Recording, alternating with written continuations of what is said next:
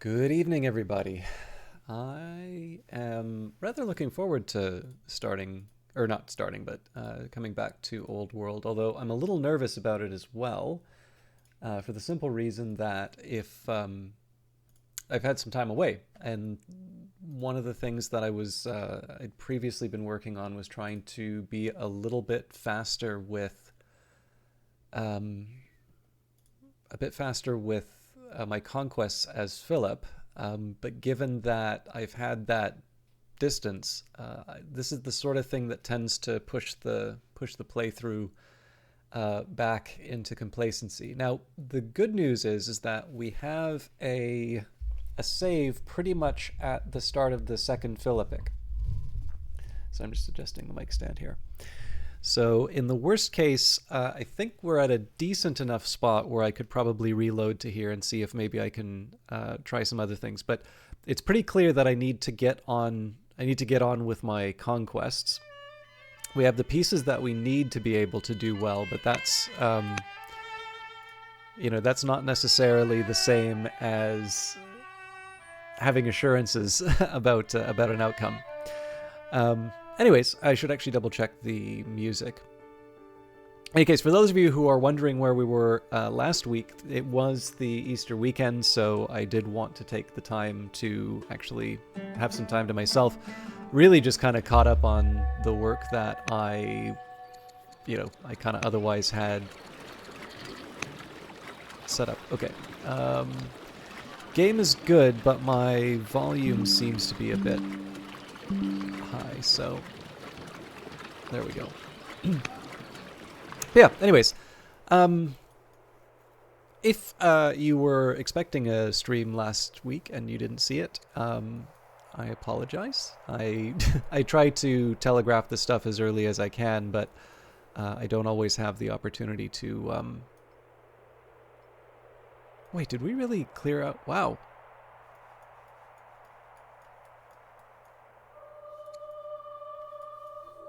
Yeah, so it really is Athens then. Okay.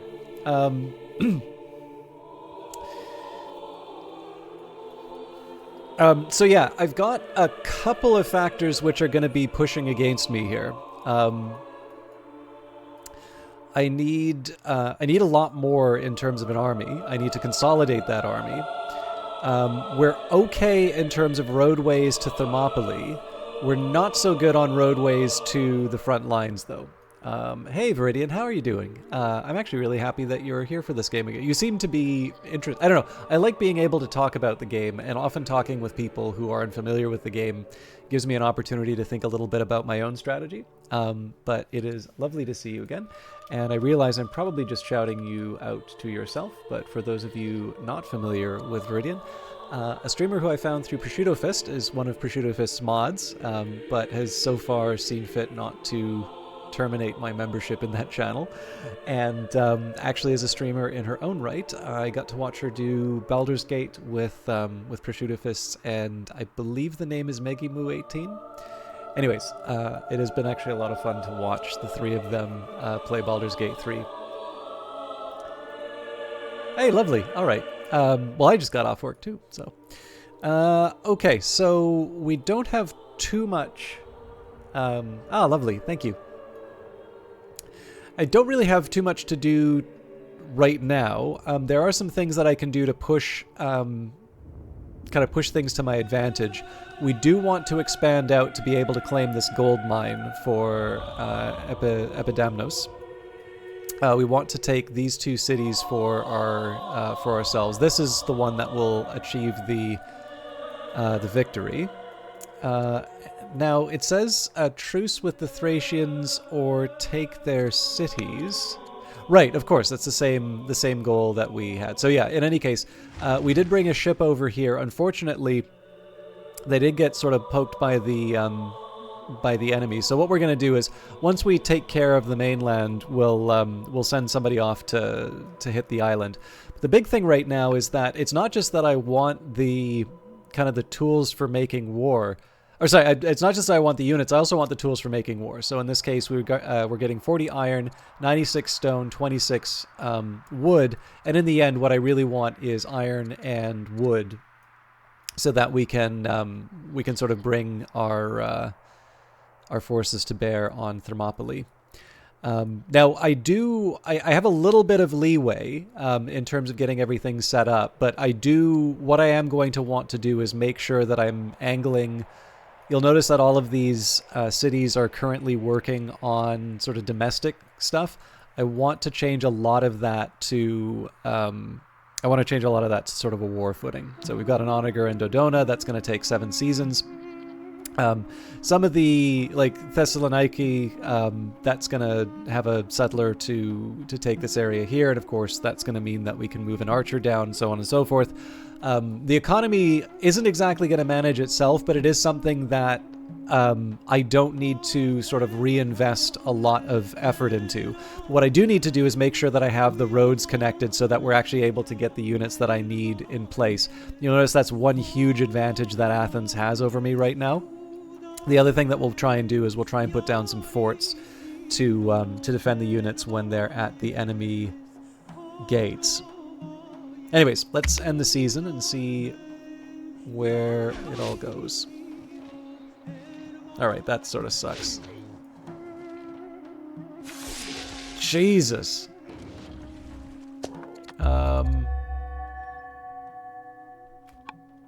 I realize I'm being a sore loser about this, but I may not actually be able to undo all that anyway, but I do want to see if I can somehow preserve that settler. It was kind of an unforced error in that case, and I should probably just take my lumps. Yeah, so the game won't let me... So I can force march it. That's about the best I can do. I suppose it's nice that I have some sort of cost.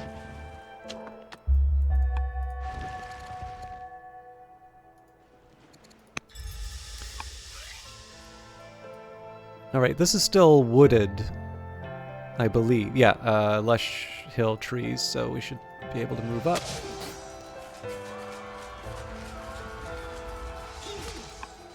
I don't want to throw these units away, but they're healthy enough to be able to do the trick. Yeah, it's mostly just because... So the thing is that I'm not entirely sure that my problem with this scenario has been that I haven't built enough settlers. I think my problem has been that I have not pursued my military ambitions too aggressively enough, and so as a result, you know, I want to focus on that where I can. So goods boost is kind of tempting, but let's go for the military unit. Let's take the free war elephant. Now, I am sort of in a peace footing still, so let's take a moment here and make sure that all of the workers are doing something useful. Okay, so this guy's making a road. This unit was putting down... Right. Okay. Debatable as to whether or not I really need more... I do want to put down some more barracks, but I do also want a lumber mill, and more importantly, populating that lumber mill will allow me to expand out, so that's the job there. For this place, I think I was working on, ranges. I'll follow that up with a stronghold. This unit, barracks. That worker's making road. This worker, I think we're going to be doing, the barracks and the ranges.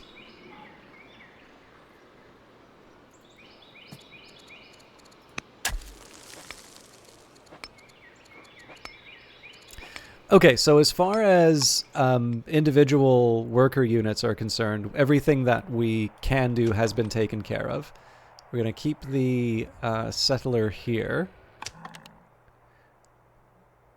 I'm not entirely sure if there's an argument for this tile. This one I like because of the access to wood. But just in general, this is good for natural resources. So, new city for us.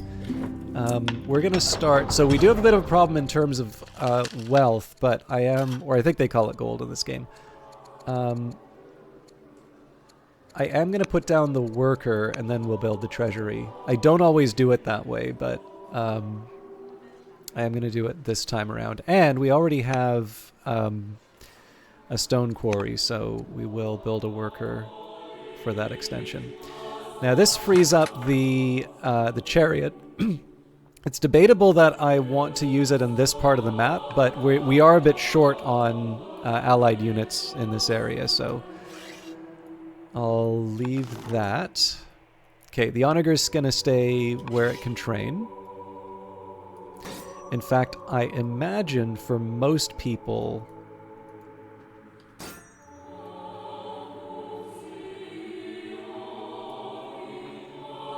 I think we dealt with the rebellion.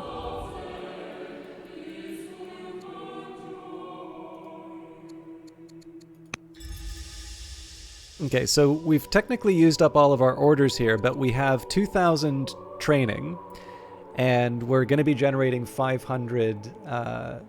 Okay, I'll see you in a bit, Viridian, assuming that you're not already making dinner.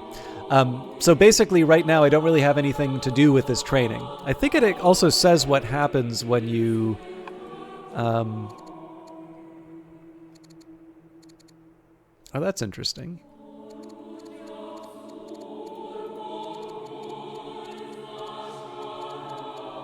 I think it does tell you what it does with surplus training. I believe orders are turned into gold. Okay, maximum 2,000 with excess converted into orders. Orders are sold for money at the end of the turn. So, I do want to,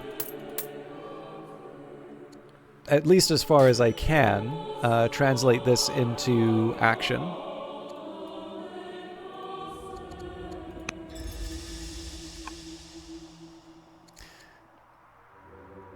Hello, Nearly Logical. I'm going to translate one more into... Oop. I want to see what options I have. I can always undo it after the fact. Yeah, we're going to undo that. End the season. So the focus is definitely going to be getting the units to walk to the place they need to be. Okay, that's not a super surprise there. With a mild fever and runny nose, Governor Aristotle the Intelligent is rather ill. A gruesome example. So I know we've sort of rushed through some of the web segments. I don't want that to be an ongoing thing. I mostly just want to try and find a balance again.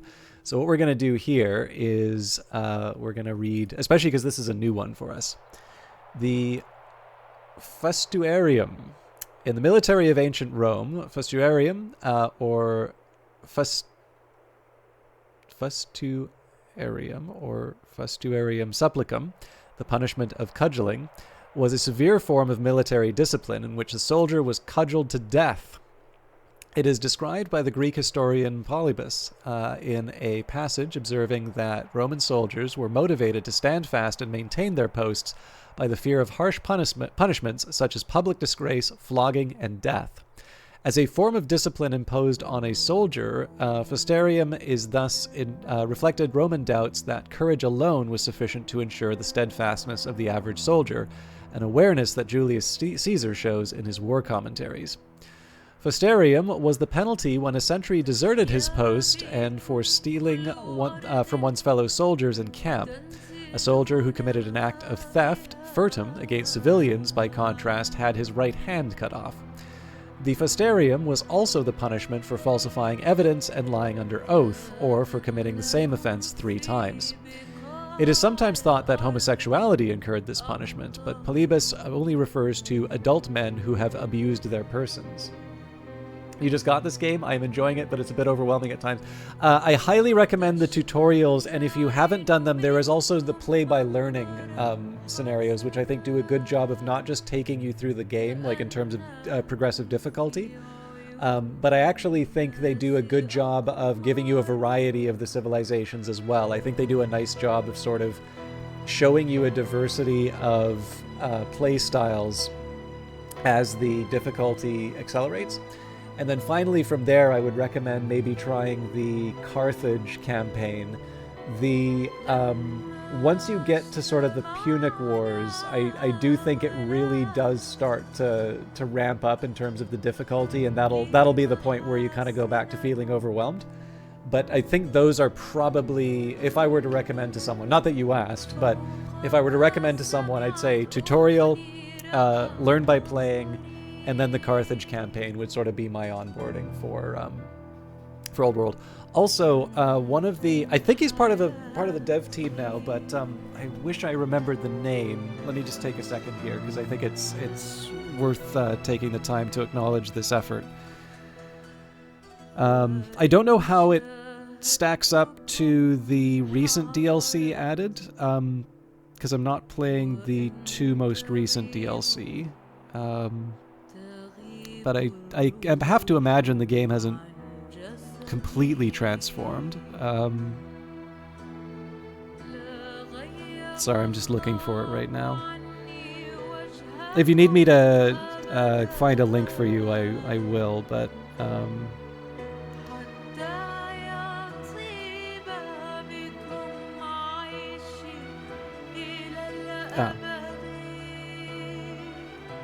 I'm probably going to pronounce this incorrectly, but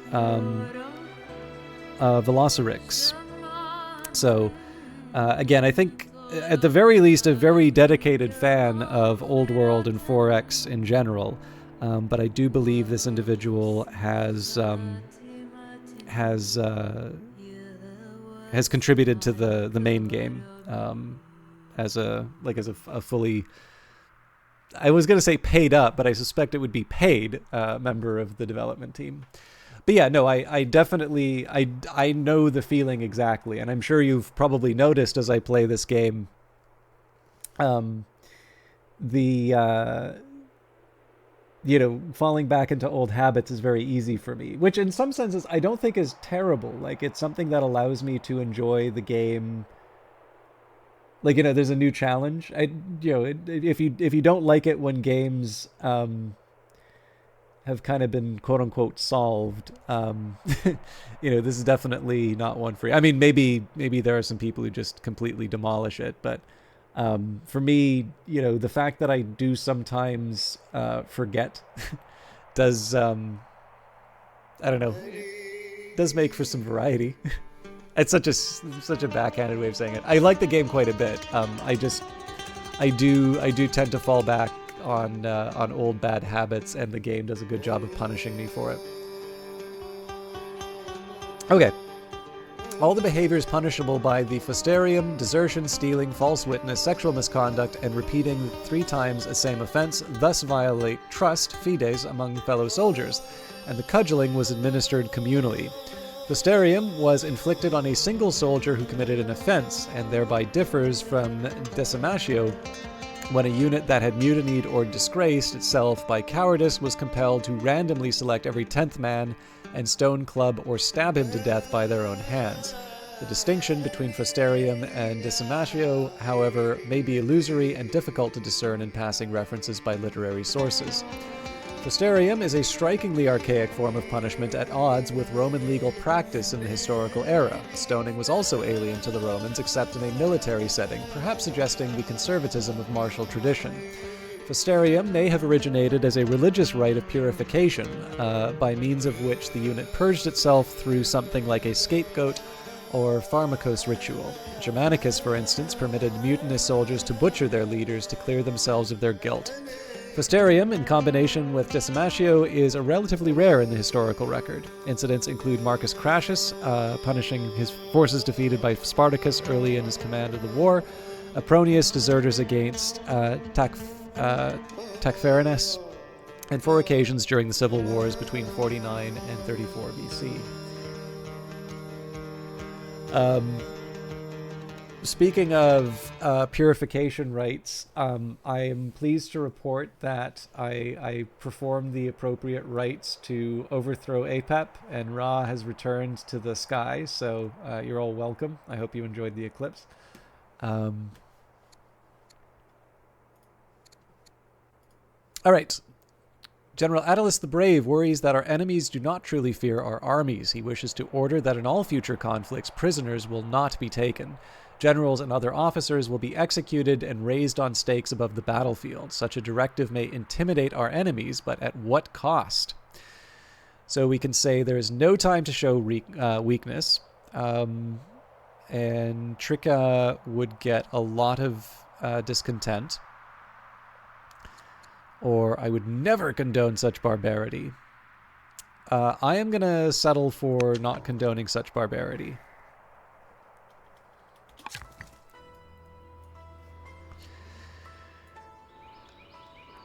Okay, I think we're back to building barracks and other such devices. And yeah, I need iron, so we're going to build up the iron mines.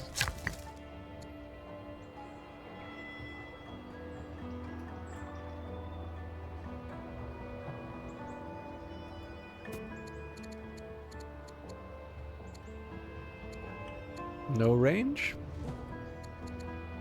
Oh, because we already built it. We don't have the stone for a stronghold, though. That's a shame. I'm not going to say no to more iron mines, though.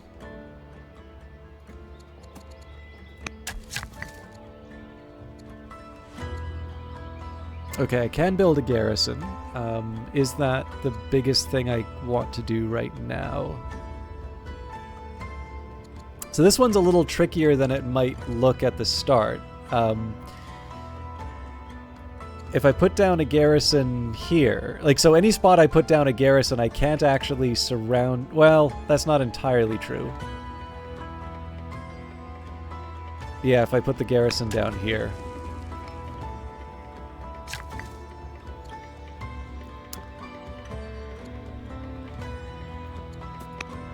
Nope, out of stone. And I'm short on money, so...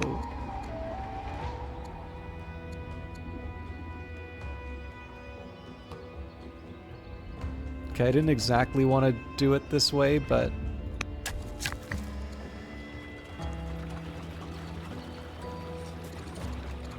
More lumber mills. Okay, if we've exhausted our workers, that's good. I think we start moving on our enemies.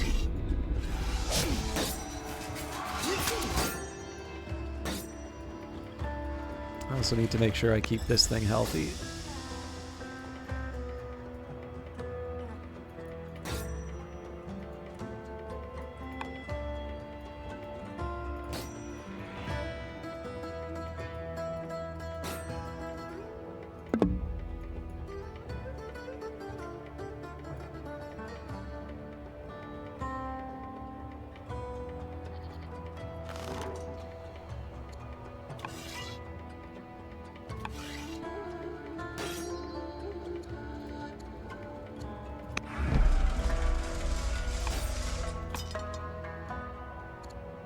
These guys will get a sentry.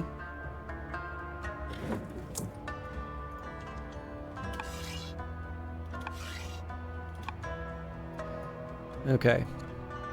I probably need to balance out what I'm actually doing.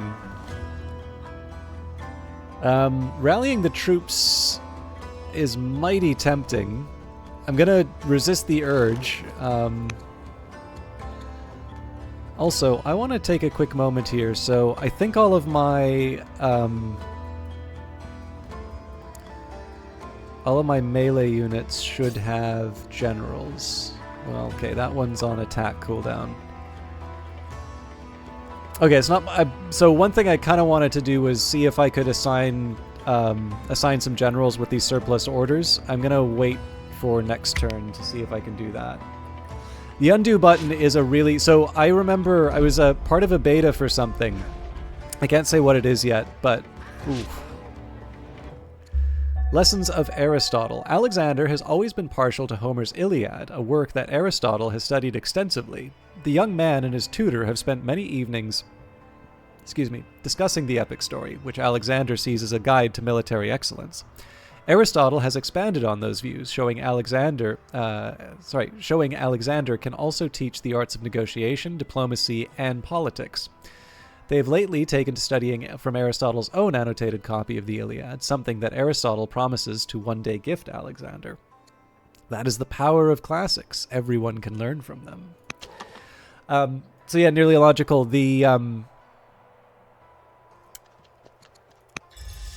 This game that I got to be part of a beta for, I definitely feel could benefit similarly from an undo button. And I've specifically used this game as sort of the argument for it, because I definitely got the impression from the developer. And I mean, again, it's their game, right? Like, I completely understand that when you're making a game, people will have lots of opinions, and not necessarily, it's not necessarily the case that all of those opinions are equally valid. But I really got the sense that they had, they kind of had the way they wanted to make their game. They had this very clear idea in their mind about what the experience was supposed to be. And in this sense, it was like every other strategy game where you can't undo. And like, I get it. Actually, you know what? I just threw my... There we go. Okay, so I'm doing this so that I can just have an idea of who is actually available to me. I keep forgetting to bring my...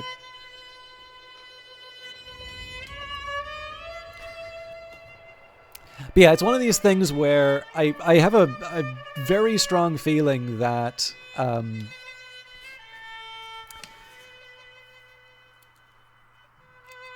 a lot of games feel like you can't have... Like, so basically, have their equivalent of the undo button. Like, basically, this is something you can never do. And, look, I mean, in multiplayer, I don't see how this works, right? And for more than just fairness reasons, even in terms of, like, just getting... making sure that the game gets kind of finished... in a timely fashion. But the fact of the matter is like, what exactly are you gaining by, by making the player play the quote unquote pure way? And having now played Old World, I actually find it really, really hard to justify not including an undo button. And there are other ways of doing it. So I think Warhammer 40k Armageddon. Sorry, I'm just taking down some notes here. I believe the way they do undos is that you can make a move. I'm sorry, I just yanked out my audio cable. I'm sure you all can hear it still, but... So the idea for that one... This form would work all right for a lot of strategy games, although maybe not all of them. But you... So let's say you move your unit, and let's say that moving that unit would reveal enemy forces. So the answer for Old World basically is, if you see enemy forces and you don't like what you saw, you can undo that. Is that quote-unquote fair? Not really. Would it be consistent with how you would play in multiplayer? Absolutely not. If the enemy lays a trap for you, too bad. That's part of playing a competitive game. But all told, it's a pretty minor thing. Like, if you're not going to be doing multiplayer, you don't really care. But essentially what happens is, like, once you commit the move, so essentially once the information is conveyed, you can't hit the undo button anymore. So there was another Warhammer 40k game, Final Liberation. So this is Epic 40k specifically, where I think they did that, except that they didn't include any kind of like listener for whether or not new information was going to be revealed. Or no, sorry, it wasn't the listener. It was basically if you moved and you revealed something, too bad you can't undo it. Was the way that they did that. I think the Armageddon way is better, keeping in mind that Armageddon was probably made like a decade after Final Liberation. But anyways, there's a few different ways that this sort of stuff can be implemented, and I think it can be done in a satisfying way that's still consistent with sort of the, for lack of a better term, like the vision. But in some cases, right, like you do also sometimes just need to get over yourself. And that can be, I know that can be a challenge. Like I get that way with some of my stuff, right? Like, you know, I have a particular article I want to write or a particular research project that I want to do. And, you know, sometimes I need to learn that the object I'm creating wants to be something else.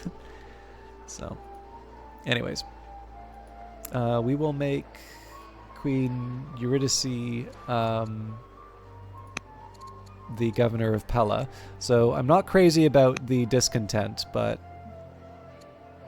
I guess we can throw a party or something. Yeah, I mean, the thing for me is, like, especially with the AI, I feel completely outclassed by the AI in every possible way. So just being able to experiment and sort of, like, learn and iterate, that is such a valuable thing that they've added to this game. And I'm very, very glad that they did, because, again, I can absolutely see where people would be reluctant to do that, and I'm glad that they saw the benefit to letting people sort of explore. I'm trying to see if this is a really tough call for me. So civics wouldn't be bad because that gets me more laws. Culture and science would be good because of, you know, like culture just in general is good. It's still developing, so being able to improve Pella.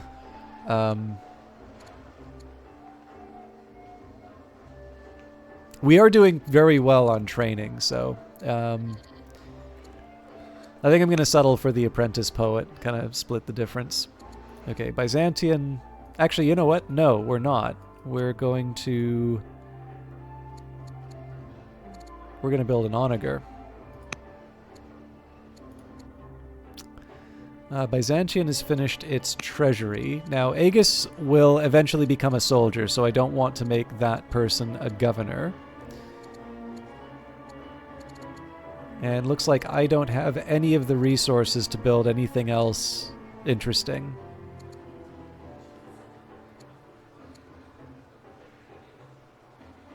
So what do I do about that? Well, I guess we can do a festival.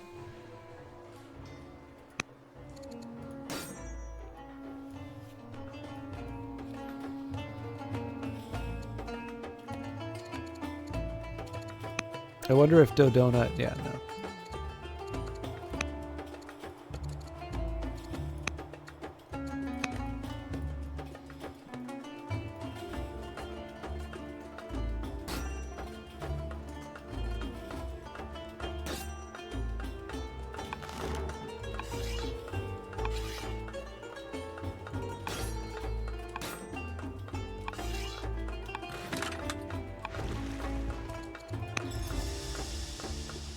$16 extra orders at the end. That's a disgrace.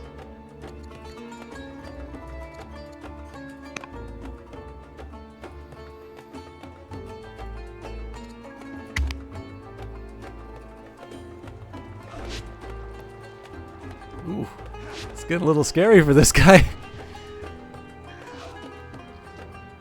So unfortunately, I don't think we can kill these guys.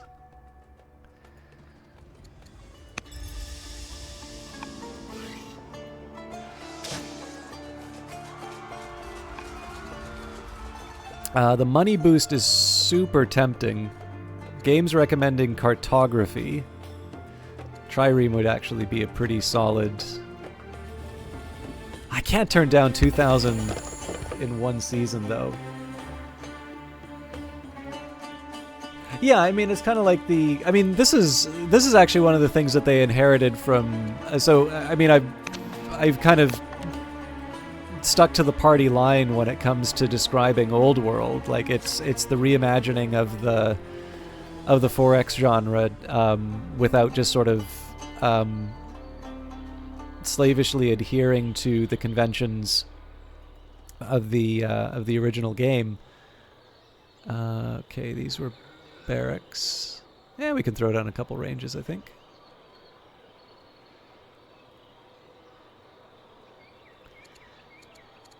But the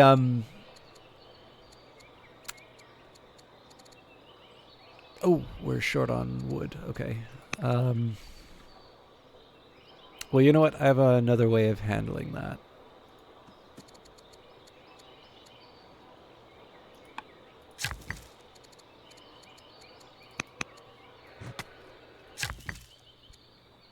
All right, that was the first road that we needed.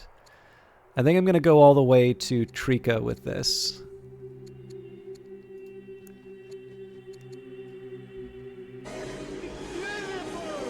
Daily Logical, thank you very much for half it. Well, let the arc do its thing first.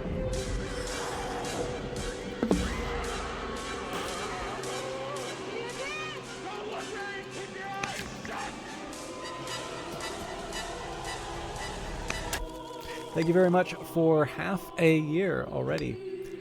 But yeah, no, in this case, they really do seem to have carried the kind of that original insight of Civilization that you know, you don't want the players to be able to ruin it for themselves, and so you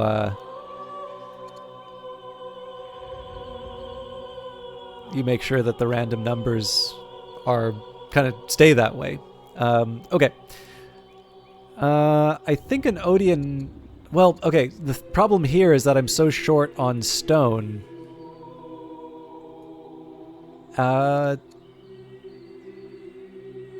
Damnation. I don't have a lot of good options here, but I am going to build the Odeon.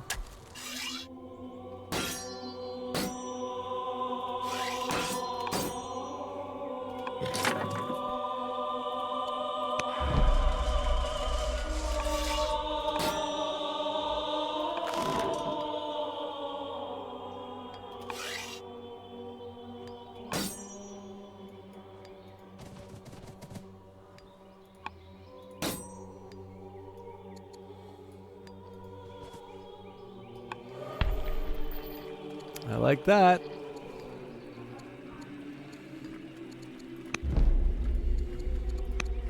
Well, let's move that up and then add the general.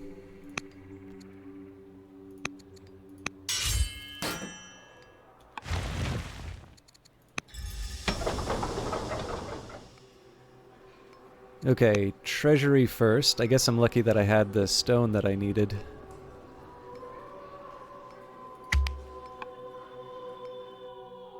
I definitely feel like I'm not making enough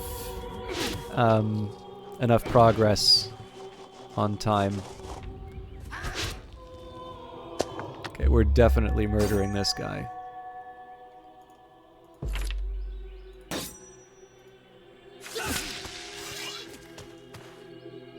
Question is, can we survive? Yes, we can't survive another turn of that, but we can survive one more, assuming they don't get a crit. Okay, so land consolidation was a prerequisite for targeted tech. The free ballista is mighty tempting. So what are we trying to get? We're trying to get the manor so that we can get the... This does pain me to do, because a grove will also help us, but I think I'm going to take the ballista. Again, we need the tools for making war, even though we have been slowed down a bit. Hard to see. Yeah, I think we're going to go for Besieger.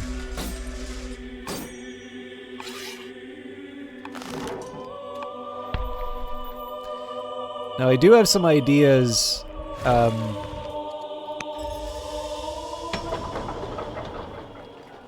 Okay.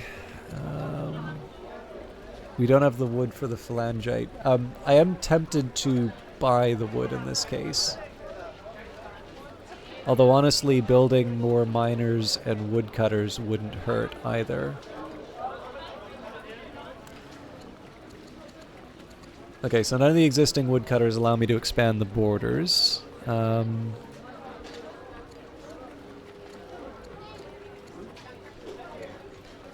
miner does. This one gives me the most, but...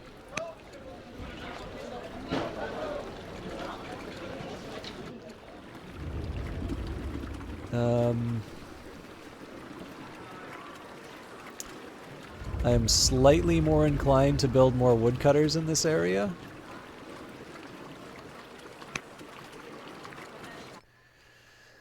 Okay.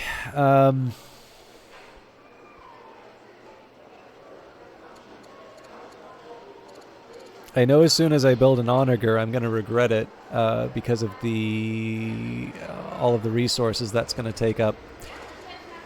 So let's see what the workers want. Right.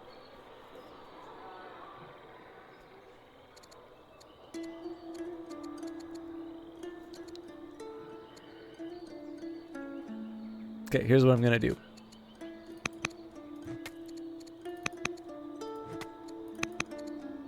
This is partly a result of the fact that I have a lot of spare orders.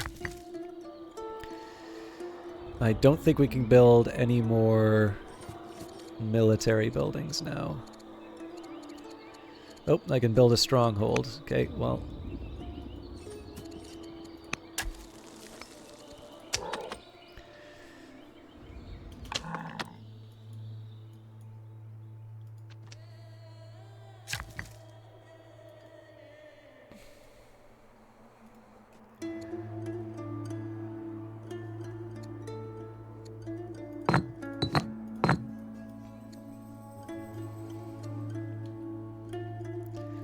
This is borderline wasteful, but I do kind of want to make sure everything's properly lined up. So essentially, like, I want direct lines. So you can see basically here, Trika and Larissa are the front line for the impending fight with Athens. We've got a line heading down to Larissa. We've got a line from Tyrissa on the way to Trika. We have a route to Aigai, Pella. Technically not Argos. Do oddly enough have it from Thessaloniki.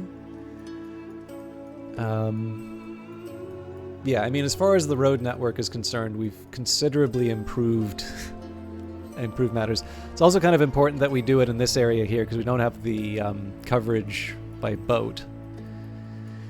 I'm also mildly regretting pulling back troops because obviously we need the help here. I'm almost certainly that Eumolpius is going to be fully healed. Okay, and you know what? At this point, let's just hold alt to buy. We did go for the 2,000 gold, so now's the time to start spending it. Now, I have a guess here. Oh, they want me to choose production in Heraclea. Don't have a stronghold. I could try an onager for 500.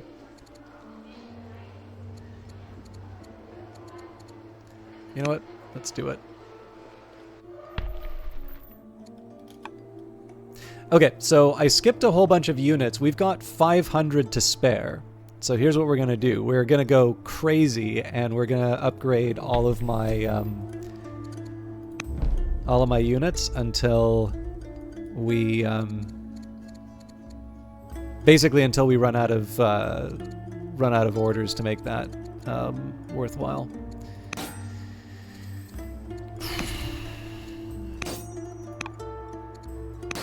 I'd like to prioritize the ones that are not.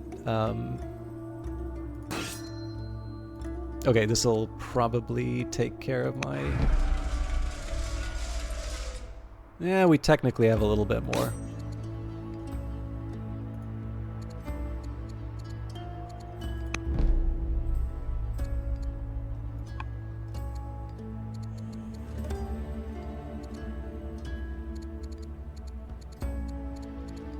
Okay, looks like I'm going to be doing this to archers before too long.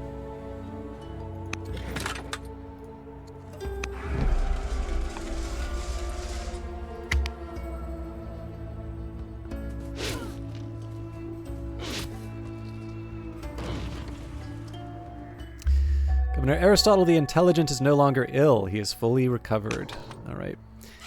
So this does pain me to do this, but...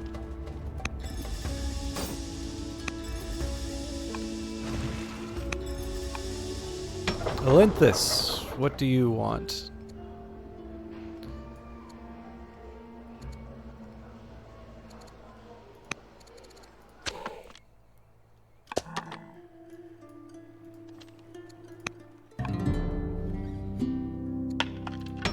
We are hemorrhaging money right now.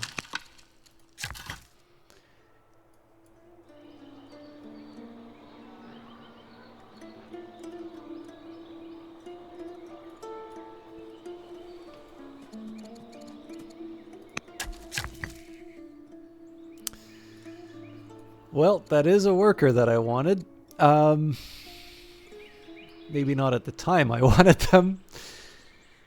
Let's get them mining.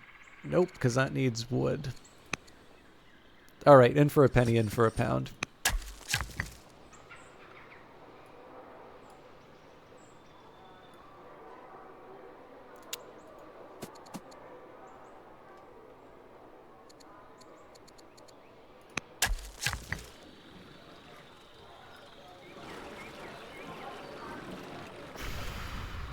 I did want to get them working on this lumber mill, but this is closer.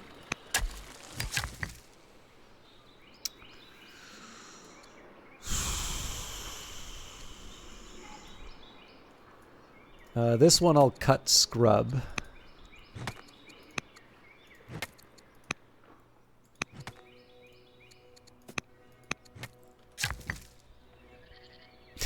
Too many units.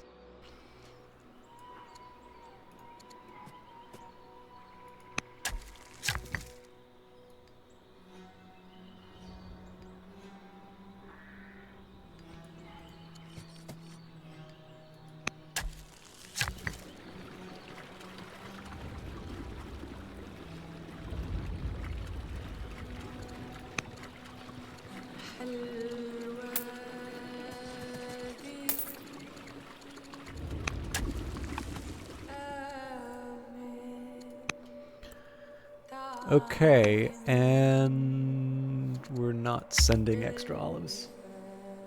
Oh, that's great to hear, Viridian. Except, I guess, when I'm looking at the spooky fog of war. The mines of Lorien. Workers in Pella have discovered a rich vein of ore at a local mine, which would increase production in the local area. However, expanding the operation would require significant investment. Yes. The Laconian problem. Macedonia is expanding and cannot ignore Sparta forever. The famous Spartan warriors have so far been happy to stay out of our affairs, but we both understand that our borders are growing closer and that conflict is possible. Sparta firmly controls Laconia, but the region is a poorer one, so they would eventually be defeated in a war. Yet the mountainous terrain and the skills of their warriors, in Sparta all the boys and men are warriors, will surely make such a war troublesome for Macedonia. It would be better to convince Sparta to surrender peacefully. You decide to send an envoy to Sparta with a simple message: if I enter your lands, I will destroy you all, never to rise again. Let us await their reply. I'm curious, Viridian, do you know the answer that Sparta gave? Because that is, in fact, a message that was sent to them. The scroll and the spear. The message from the Athenian alliance is terse, though the few lines leave a shadow of the court of Macedonia. We cannot abide secrets. You will share your technology with us, or we will come and take it by force. So that indicates to me that they think that they're stronger than me. Nope, similar. They want coinage. Alright. This is definitely going to be one of those points where I save because I am not really ready for this. Then it is war. The good news is they're the aggressor, so they kind of need to make the move on us.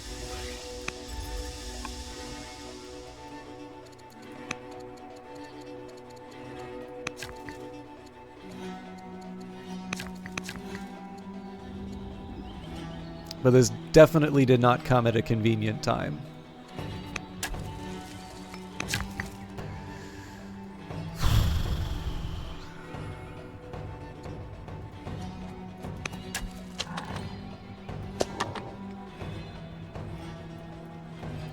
So this was supposed to be for this one. Oh, there's definitely convenient times for war in this game. Very, very much so. Ah, okay. I'm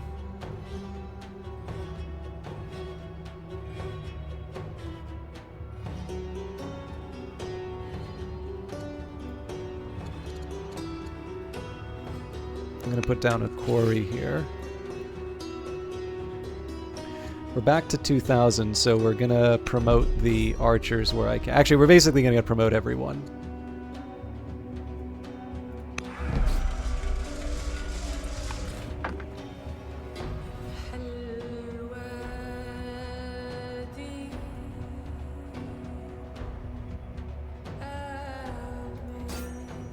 Yeah, that thing can almost take out the chariot, so I gotta be really careful about. I actually don't think it's worth it.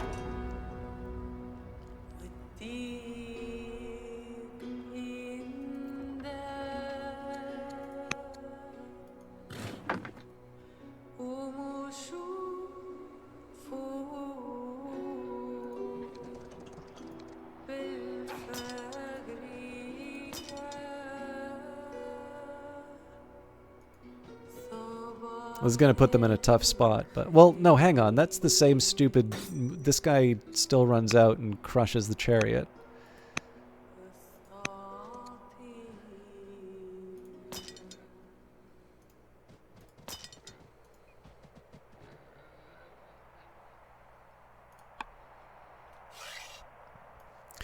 Okay, we can definitely move these guys closer. And you will definitely get to see Sparta's reply. I just need to sort out all my other drama.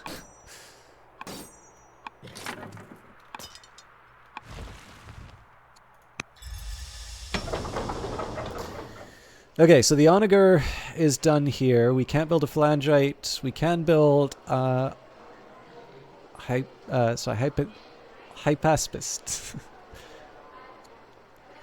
Or I can try and expand the borders. I think I'm going to try expanding the borders just this one more time. This one... Okay, we don't have a stronghold yet, so... we'll go for it. Philippi...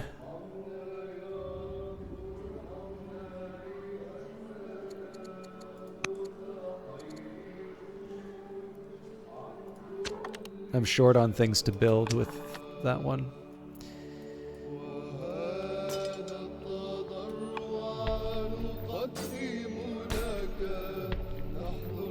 Okay. I may actually need to boost up my... Nah. I need effective troops too, though. So we'll boost their focus. Yeah.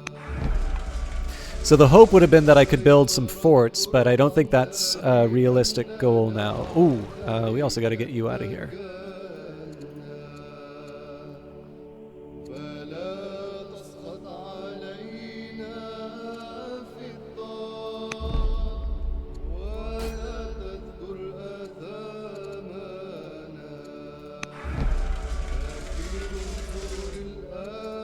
And we have new laws. Okay, so we can do colonies or serfdom.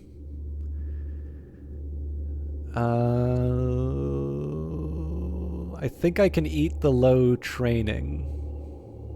Or divine rule. I think I'm actually going to do legal code because of the boost to civics.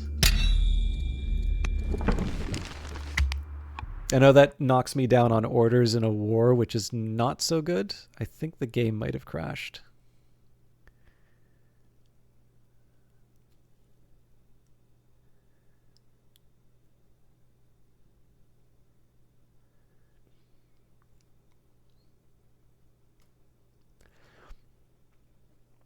Okay, so the one thing that I do have a small advantage on compared to the other times that I wind up fighting Athens is that I'm going to be fighting them on my home territory. So the drawback is that they will be... So they're going to be able to pick... They're going to be able to pick the targets, and I do have some places where I'm weaker.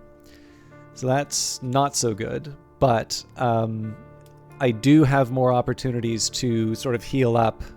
So assuming that I'm not completely reckless or incompetent, we might be able to translate this into some wins. Okay, looks like...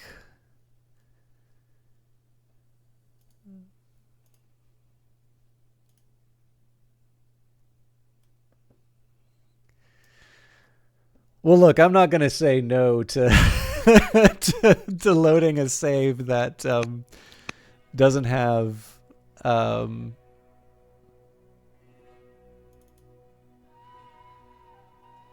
guess that would be auto 1.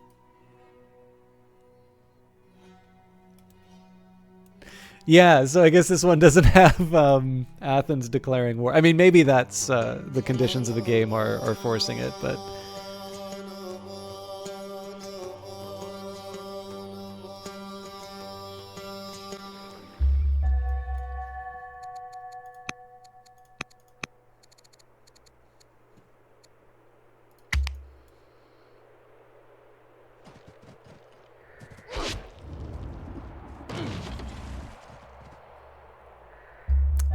Okay, yeah, buy them the tools. Macedonia is expanding and cannot ignore Sparta forever. The famous Spartan warriors have so far been happy to stay out of our affairs, but we both understand that our borders are growing closer and that conflict is possible. Sparta firmly controls Laconia, but the region is a poorer one, so they would eventually be defeated in war. Yet the mountainous terrain and the skill of their warriors in Sparta, all the boys and men are warriors, will surely make such a war troublesome for Macedonia. It would be better to convince Sparta to surrender peacefully. You decide to send an envoy to Sparta with a simple message: if I enter your lands, I will destroy you all, never to rise again. Let us await their reply. Nope, the scroll and the spear, they want war.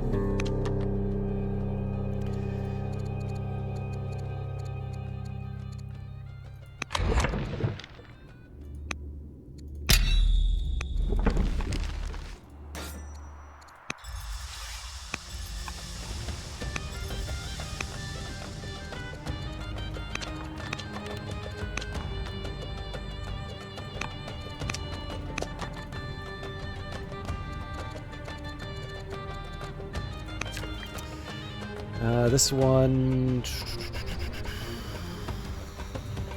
Barracks.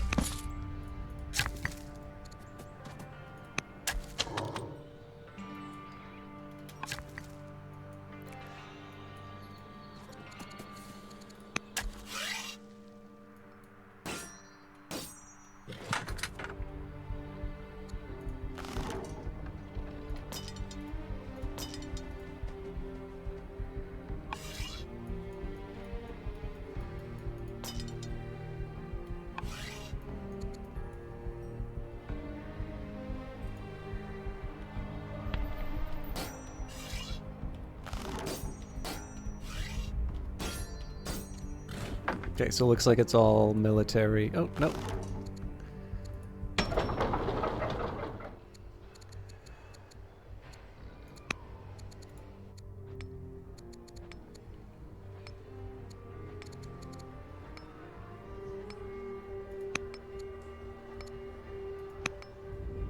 Oh, not two of those, just one.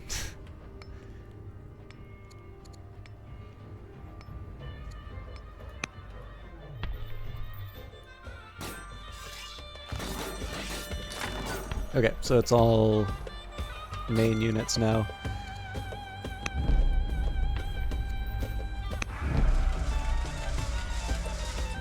That'll cover me for the next turn.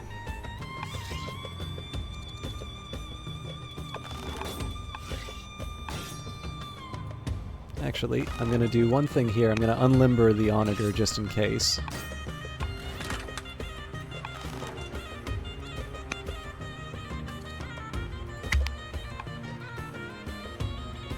Yeah, so we kind of knew that was coming.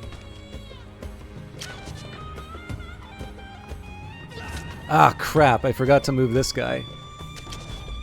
He's toast.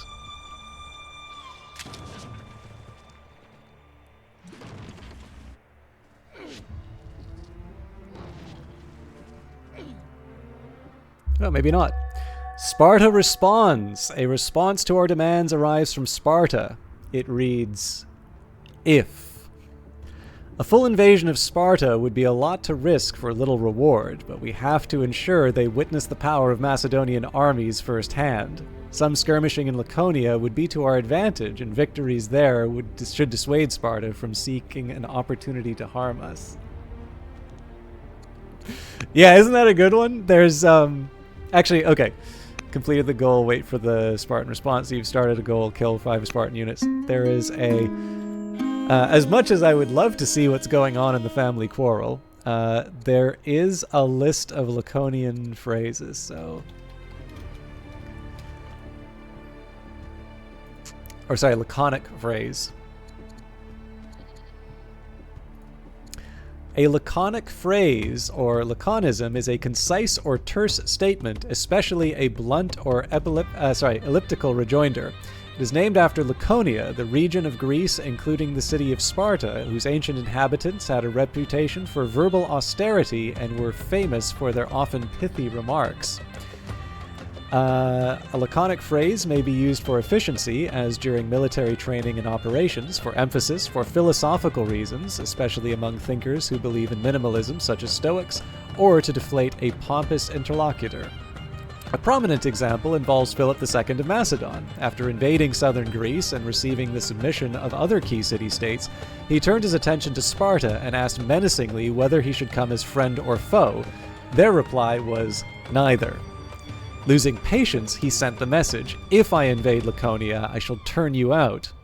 The Spartan ephors again replied with a single word, if. Philip proceeded to invade Laconia, devastate much of it, and eject the Spartans from various parts. So, the end of it maybe doesn't work so well for the Spartans, as indeed seems to be their history. But the Spartans were especially famous for their dry, understated wit, which is now known as laconic humor. This can be contrasted with Attic salt, or Attic wit, the refined, poignant, delicate humor of Sparta's chief rival, Athens. Various groups in more recent history have a reputation for laconic humor. Icelanders in the saga, and in the Anglophone world, Australians, American cowboys, New Englanders, and people from northern England. History. Spartans paid less attention than the other ancient Greeks to the development of education, arts, and literature. Some view this as having contributed to their characteristically blunt Laconian speech. However, Socrates, in Plato's dialogue Protagoras, appears to reject the idea that Spartans' economy with words was simply a consequence of poor literary education. They conceal their wisdom and pretend to be blockheads so that they may seem to be superior only because of their prowess in battle. This is how you know that I am speaking the truth and that the Spartans are the best educated in philosophy and speaking. If you talk to any ordinary Spartan, he seems to be stupid, but eventually, like an expert marksman, he shoots some brief remark that proves you to only be a child. Socrates was known to have admired Spartan laws, as did many other Athenians, but modern scholars have doubted the seriousness of his attribution to his secret love of philosophy to Spartans. Still, the Spartans, Myson of Kyne and Chilon of Sparta, have traditionally been counted among the 7 sages of Greece. Both were famous for many laconic sayings. In general, however, Spartans were expected to be men of few words, to hold rhetoric in disdain, and to stick to the point. Loquacity was considered frivolous and unbecoming of sensible, down-to-earth Spartan warriors. A Spartan youth was reportedly liable to have his thumb bitten as punishment for too verbose a response to a teacher's question. I would never survive. That is one of the many reasons I would never survive in Sparta. Examples. A witticism attributed to Lycurgus, possibly legendary lawgiver of Sparta, was a response to a proposal to set up democracy there. Begin with your own family.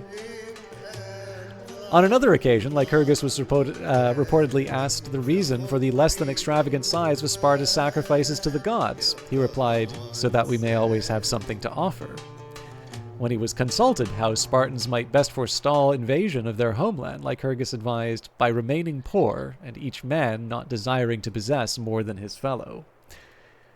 When asked whether it would be prudent to build a defensive wall enclosing the city, Lycurgus answered, "A city is well fortified, which has a wall of men instead of brick."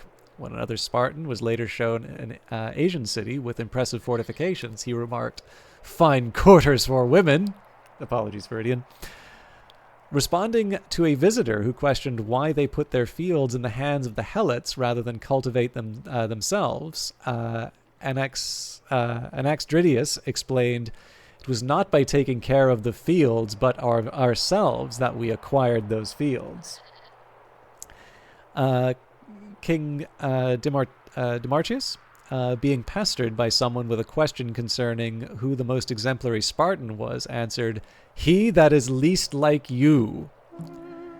On her husband Leonidas' departure for battle with the Persians at Thermopylae, Gorgo, queen of Sparta, asked what she should do. He advised her, "Marry a good man and bear good children." Two examples from the Spartans, recorded by Herodotus, both concerning the Battle of Thermopylae, which have been featured in modern depictions of the battle, including the films The 300 Spartans and 300. 300, notably, is not an adaptation of Herodotus, but rather an adaptation of the 300 Spartans. The first is a boast from one of the Persians that when the battle is joined, our arrows will block out the sun. And the Spartans nonchalantly respond, "Then we will fight in the shade." The second concerns a Persian commander's demand that the Spartans and their allies surrender and lay down their weapons. Spartans, deployed for battle, respond, "Come and take them," which the Persians promptly did. In an account from Herodotus, when banished Samians reached Sparta, they had audience of the magistrates, before whom they made a long speech, as was natural with persons greatly in want of aid. When it was over, the Spartans averred that they could no longer remember the first half of their speech, and thus could make nothing of the remainder. Afterwards, the Samians had another audience, whereat they simply said, showing a bag which they had brought with them, "The bag wants flowers." The Spartans answered that they did not need to have said "the bag." However, they responded to give them aid.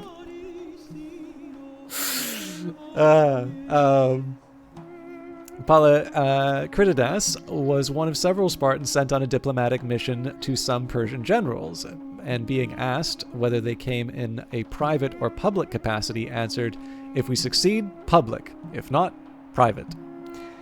Following the disastrous sea battle of Cyzicus, the admiral Mindarus' first mate dispatched a succinct distress signal to Sparta. The message was intercepted by the Athenians and was recorded by Xenophon in his Hellenica. "Ships gone, Mindarus dead, the men starving, at our wits' end, what to do?" So there you go. I think there might be some... Oh yeah, actually there are some others in Wikiquote. How many of these do you want to hear?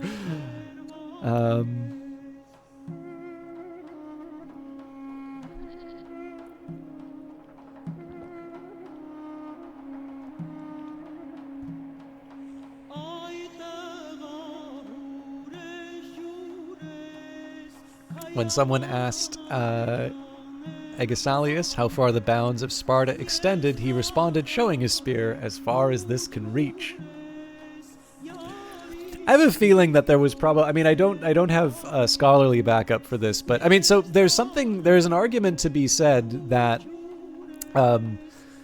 part of Sparta's success actually comes from soft power, which is weird given the depictions that that you have of them, right? As this society completely built for war. But there is something to that quote from Protagoras that very often what you will hear, like, this is definitely an area in which I am not very, very familiar. But what I tend to notice is I hear lots of stories of Spartans acting like, or well, talking like badasses, and maybe in some cases even acting like it. But a lot of the Spartan stories I hear are often of military defeats, the exception being the Peloponnesian War, which was a really drawn out, like, brutal war. But, you know, Thermopylae, military defeat. Lost to... So again, like, we always tell that story of, like, if, right? But Philip then proceeds to go and kick the Spartans' ass. But I mean, look, it's effective, right? It's one of these things where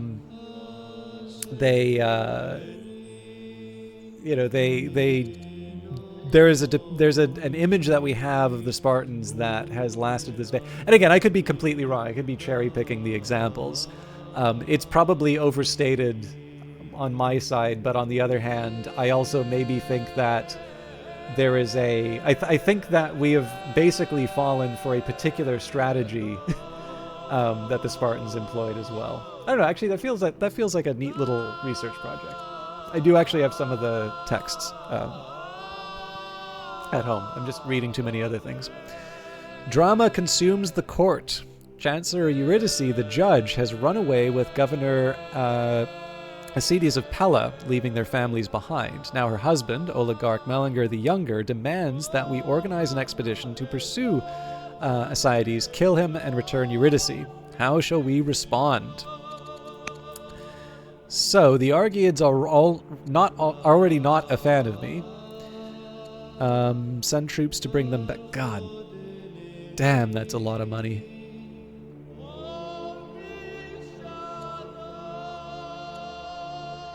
I could use the opinion boost, though, so we're going to convert money into opinion.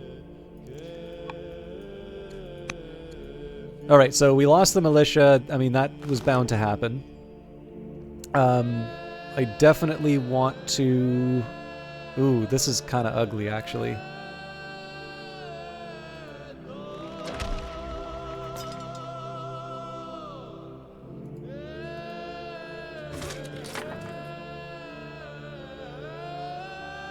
God, this is hopeless.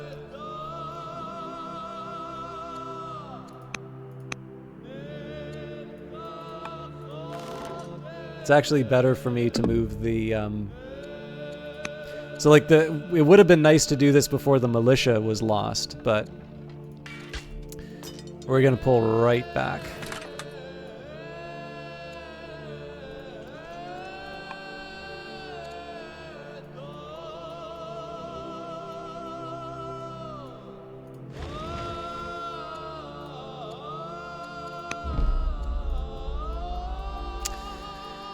Okay,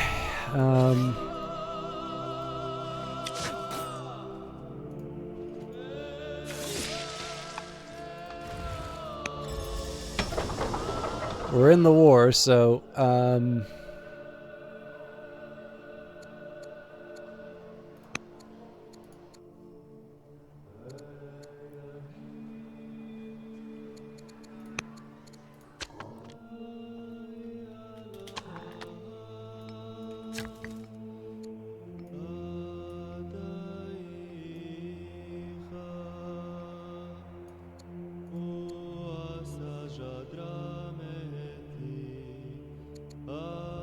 gonna sell some food to pay for construction.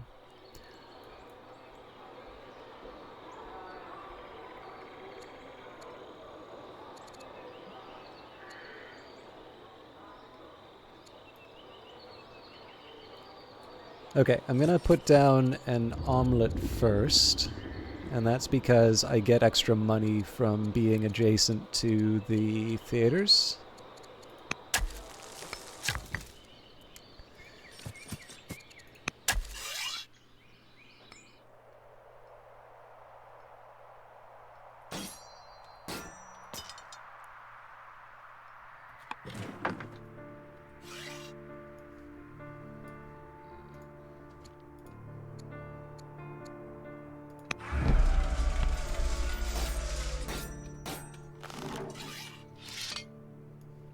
Okay, I'll take the ballista.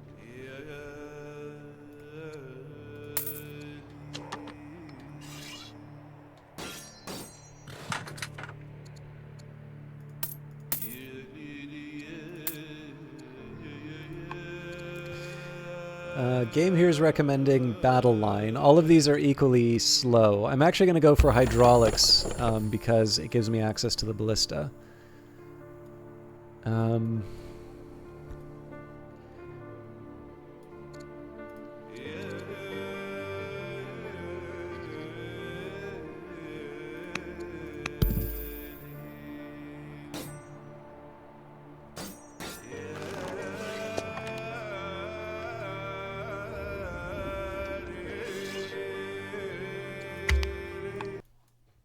Oh, good lord.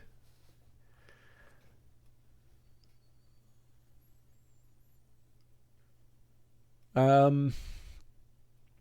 may not even have this option anymore. But given how frequently the game is crashing as a result of this war, I'm going to see if I can roll it back to the turn before.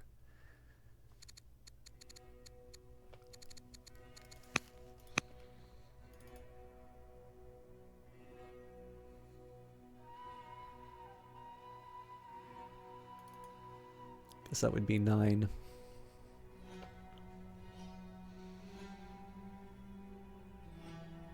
It's funny, I don't actually remember the game crashing that much. And yet I feel the last couple of times I've done this scenario, the game crashes a lot. Okay.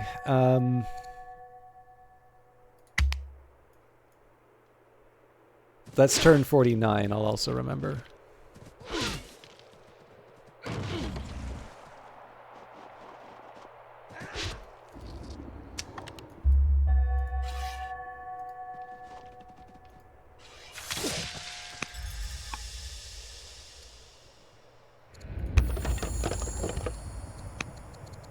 We are not at war with Demosthenes.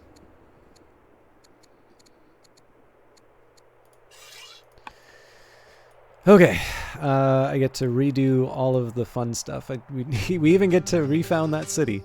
Let's see here.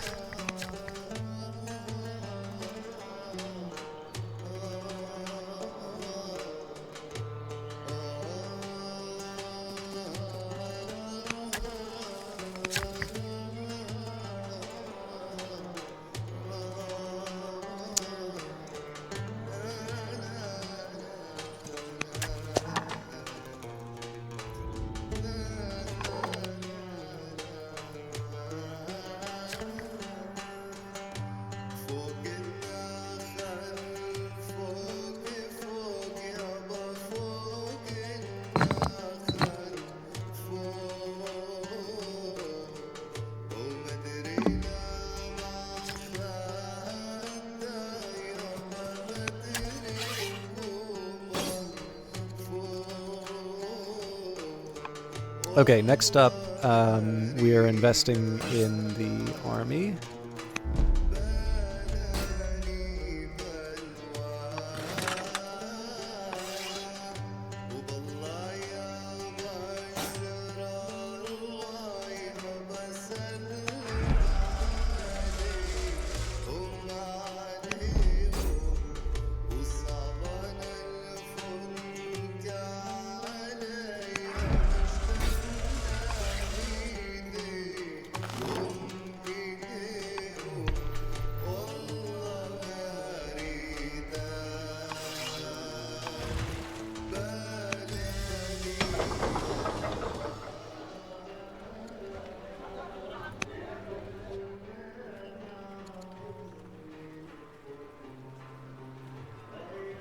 This is gonna cost us a lot of money, but I'm going for it.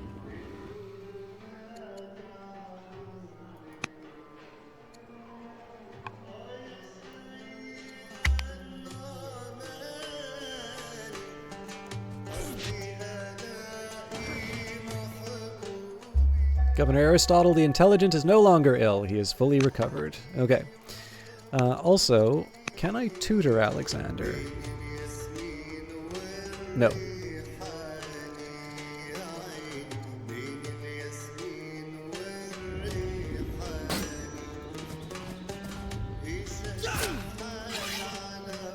Unfortunately, we can't take these guys out, so we'll heal up the units as we can. Let's see if we can make the workers do their thing. Okay, they're building a route. You need to build a lumber mill.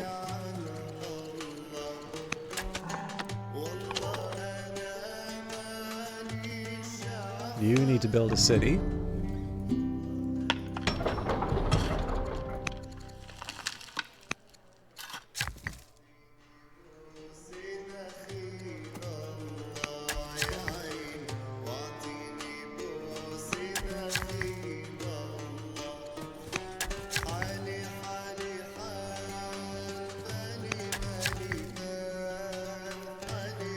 Oh boy.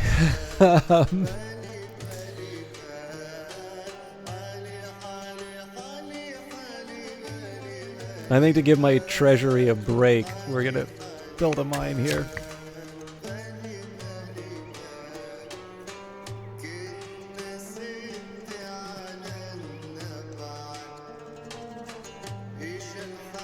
So that's 700 if I want to build the stronghold. I think in this case I'm also going to go for another mine here.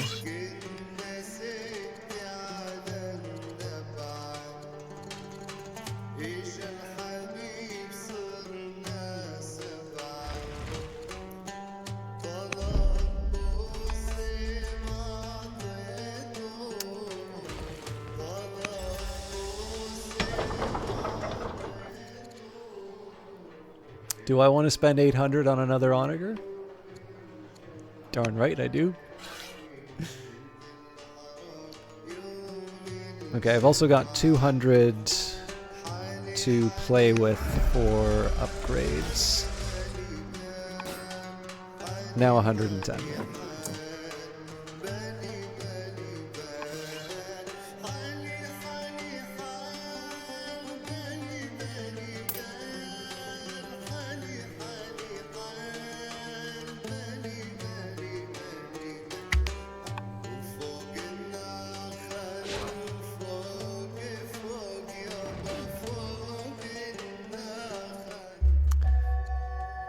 Okay, so buy them tools. Wait for the reply. Delicious drinks. While attending a courtly feast, you are approached by a brooding stranger in fine, colorful robes. He hands you a cup and encourages you to join him in a toast. You do not recognize the beverage, but it smells rich and delicious. I will either share in his revels or seat him at the head of the table. I will become poisoned. Potentially a scenario losing choice. But that's how we roll in the System Jock stream. I basically just can't afford the discontent among my families. Okay, so I would love to take out the I would love to take out this unit, but I lose my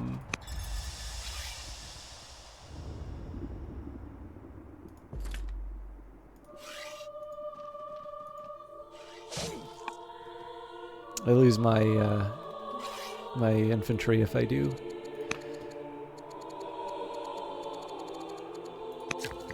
Okay, you're free.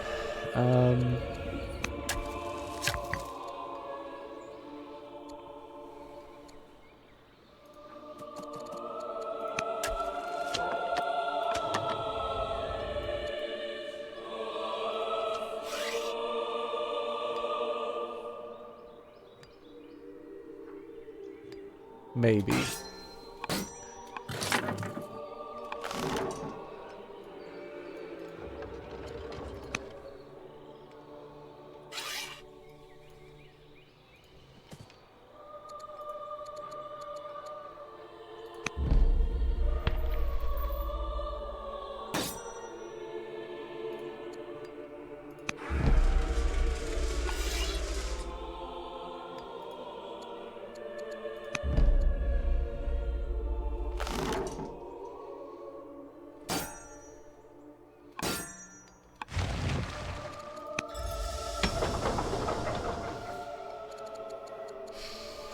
I mean, I can just keep cranking out onagers.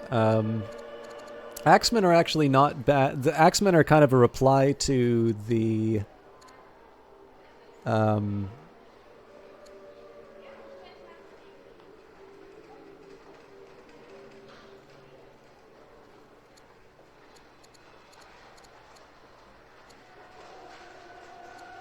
I hate that I'm doing this, but...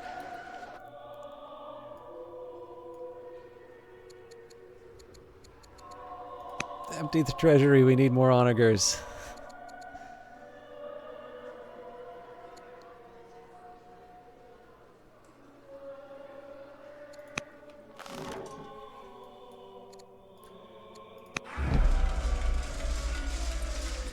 Okay, so we've got 453 coming in. We've got 1890. So I suppose can kind of treat it like we had 500 to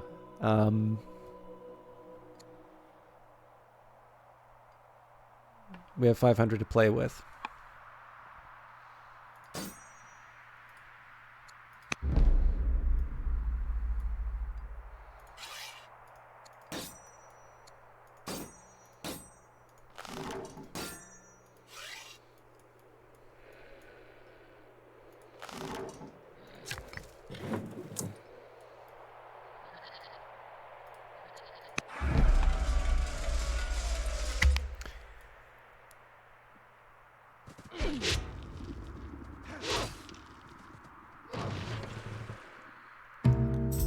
Time to celebrate. The people are happy, and the change of season is nigh. It is time to celebrate. The Argead and Andalusian families have volunteered to fund a festival in honor of those who have given so much to the nation. They ask for our wisdom about whom to raise up at the event. The oldest and most deserving, the head of every noble family, or the poorest of the poor.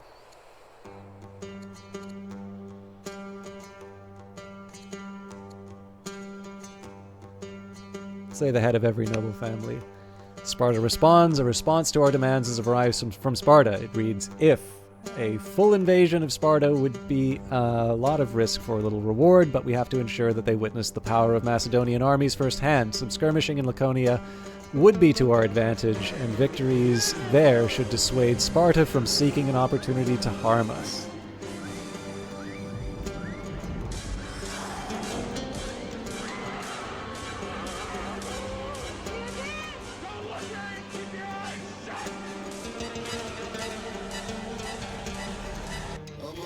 Thank you very much for resubscribing, Lord Gloom, and for those of you who like shoutouts, your time has come. So, Lord Gloom is somebody who originally I saw playing, why can I not remember this game's name? Cobalt Core. And I've kind of seen them play a few different games now, ranging from Tarkov, but lately I've been watching a lot of Lord Gloom's Blue Center, yes. The big blue business. Lately I've been watching a lot of Lord Gloom's Magic the Gathering streams, so for those of you that are not familiar, it's this really interesting... I didn't actually see the Kickstarter for this, but like it's kind of this physical version of Hearthstone. And it's kind of neat. They talk a lot about the cards. I think they print the rules on the cards just so you don't have to like keep the manual around or something like that. And then there's a bunch of like lore stuff that, you know, he kind of goes on about, and it's sort of kind of like a D&D ripoff or something like that. Wizards of the Coast should probably sue them, but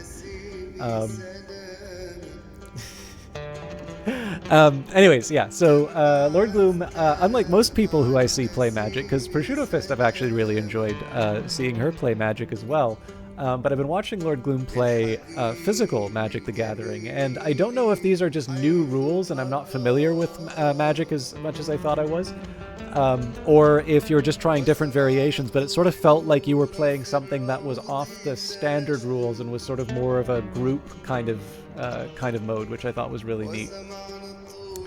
But in any case, Lord Gloom obviously puts up with my wacky sense of humor. Wacky's not the right name. My lame sense of humor. is a good sport about it and is a talented broadcaster in their own right. So particularly for those of you that enjoy the physical games, whether they're physical card games, tabletop, along those lines, definitely I would recommend Lord Gloom for that. But overall, just a nice, friendly streamer, and obviously that is one thing that I like to build up where I can. Interesting. I'm gonna have to take a look. Is it something that came from Wizards of the Coast, or is that something that just kind of came up through just the way that, you know, the way that the player base kind of made this thing?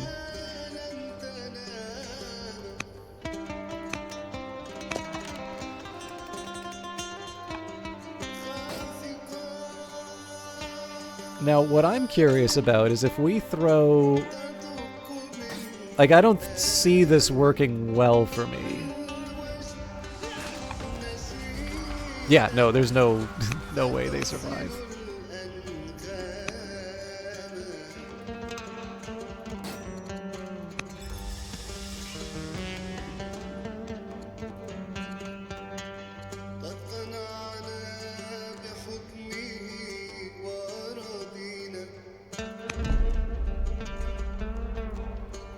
This gets me some distance, though, which is good.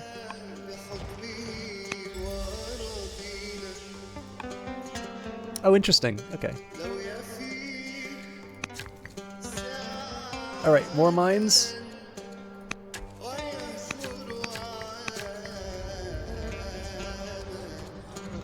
Gonna build my omelet again.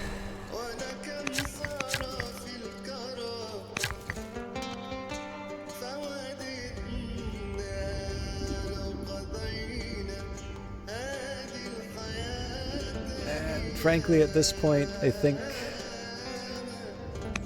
more mines.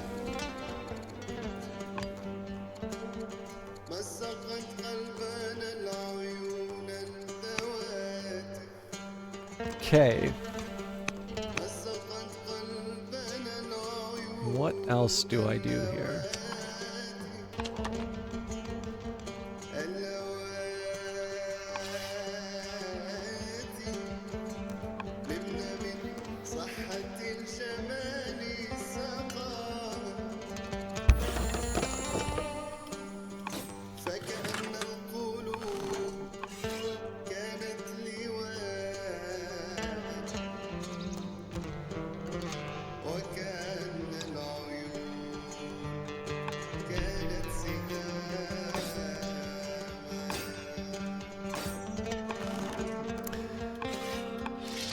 So I'm happy to spend some more of this training. I just want to make sure it's being spent on the right stuff.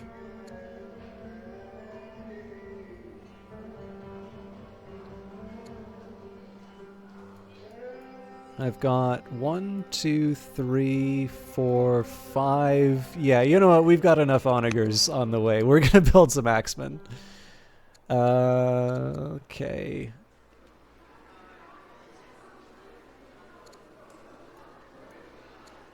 I think for this one I have to build the apprentice officer just because I don't really have anything else.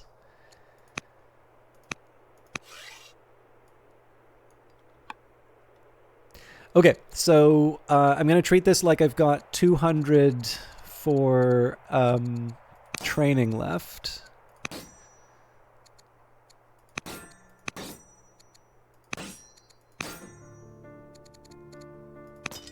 Can't upgrade these guys. There we go. I wish I knew what the conversion rate for orders to... Ooh, I don't know where those axes came from, but that's bad. Mellinger is the governor of Agai. Make him a pathfinder may not be relevant, but all right. So we gotta just roll all this back.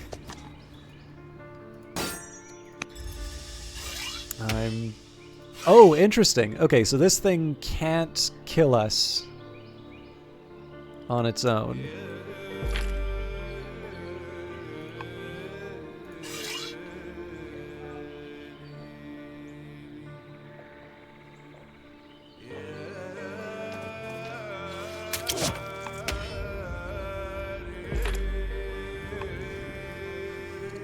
Okay. Dicey, but let's see how this turns out.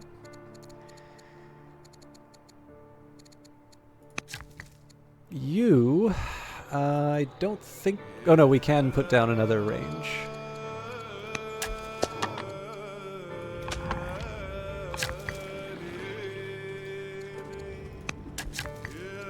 So again, we want to, as much as possible, get the resources we need to be able to make war.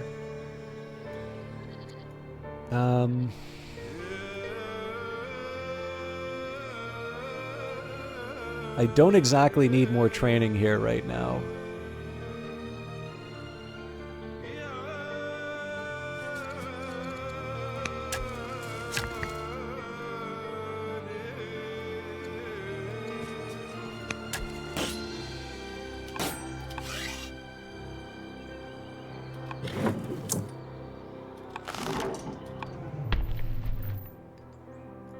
Wait a minute. Okay, yes, that is being trained.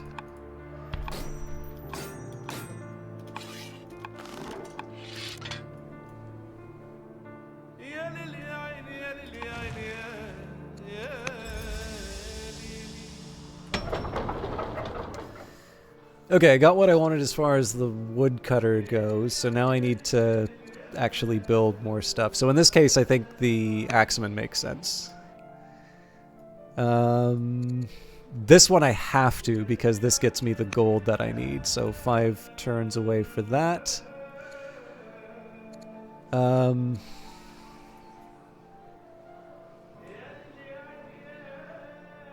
am on the fence. I think I'm going to build the officer first. So, the third Philippic is not... can't be that far away. Prince Alexander is now old enough to be tutored by courtiers. It is usually not clear how to best educate an heir. Some display particular aptitudes or interests, others do not. As Prince Alexander turns into a man, his future could not be more clear. He spends every day preparing for combat, and his ambitions are greater than to be a mere soldier. Alexander will begin to receive formal lessons in military tactics and strategy, and he will continue to benefit from the wisdom of our other tutors in our court as well.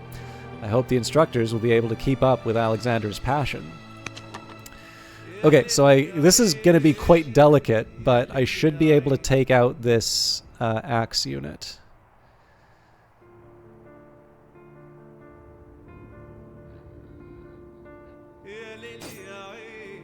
Yeah, so if I do one of these, and then one of these. Okay, let's get work done. Again, I do want to put down... well, I can put down that lumber mill now, actually.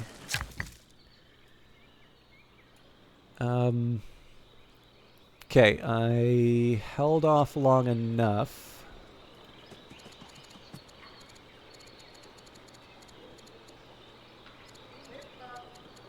Now that's interesting. So, well, let me put down the oh, because I don't have the resources. Alright, now that was a stronghold, so that's everything for... that's everything for the training, so now we're gonna... I mean, the one thing I don't really need a whole lot more of is iron, but I can always sell it if I need, and I likely will need. Get you to build a range. Okay, we've connected all of the...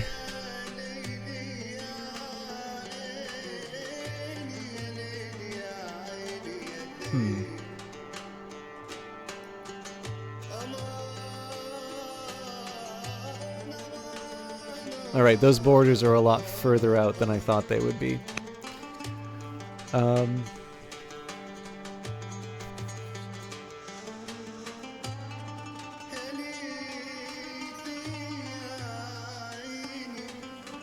I do still want someone building roads.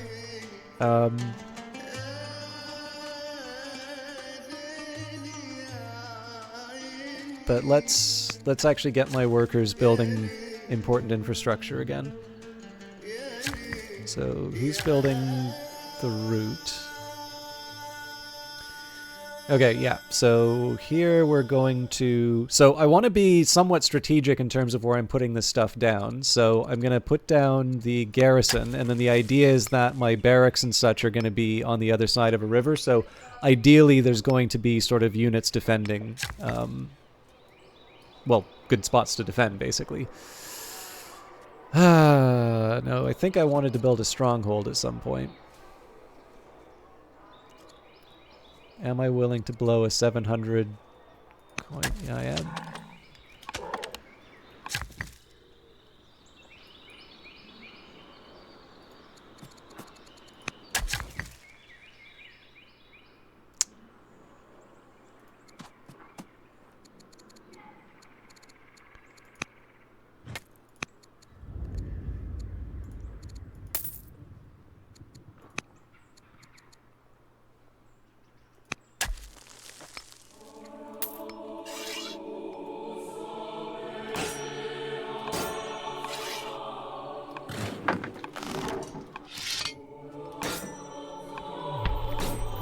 So I want to skip over all the units first. Whoa! We gotta get these guys on the front line. They're gonna be what wins me the fight. Okay, so we're gonna knock this down to... Yeah.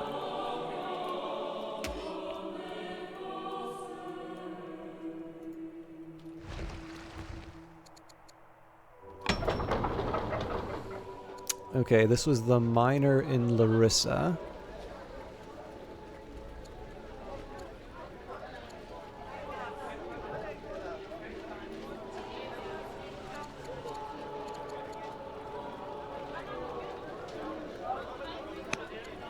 I need somebody to make my elite units.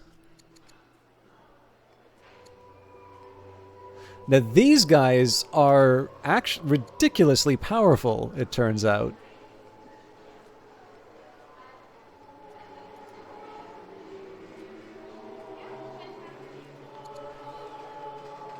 So I'm going to throw...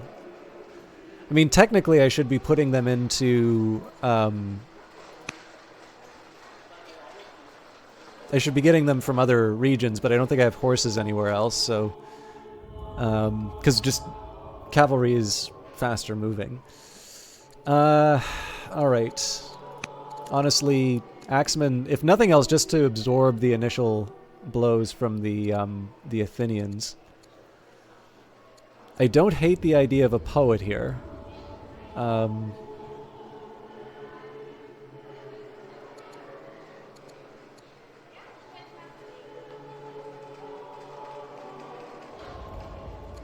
I think we're gonna go for the soldiers, though.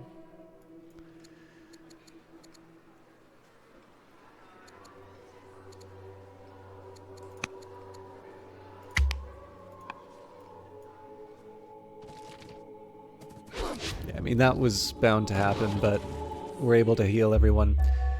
The health of General Antigonius the scientist has begun to decline, and he is now ill. Duke Themistocles is now old enough to be tutored by courtiers. I forgot to train Alexander. Time passes quickly. Duke Themistocles is growing up fast and eager to learn. How would you like to educate him? Commerce. We need the money. Alexander? Sure. Court soldier can train you. Colonies, well... Ugh, I don't like any of these, but... I'm gonna go for serfdom because of the orders, but I'm also likely going to have to sell a lot.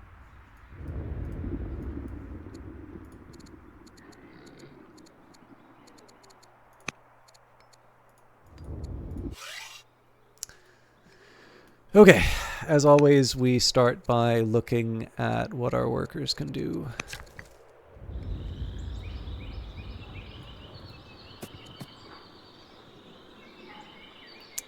I obviously made a mistake somewhere.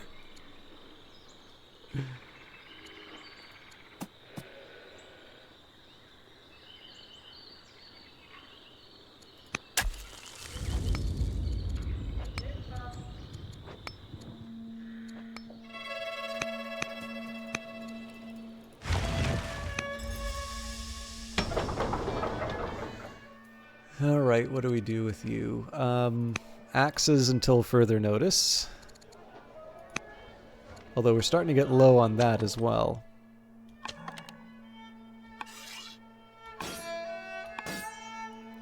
So right now I'm just going to park all my units until further notice.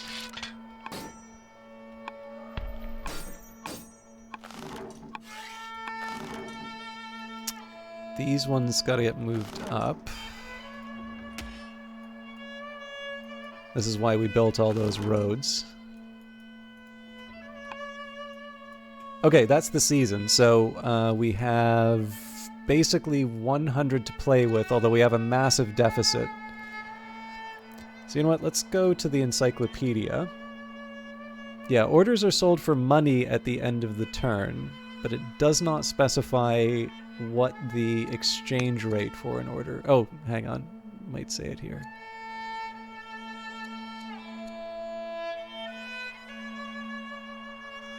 Now that's interesting. So this says it's the rate for coin debasement.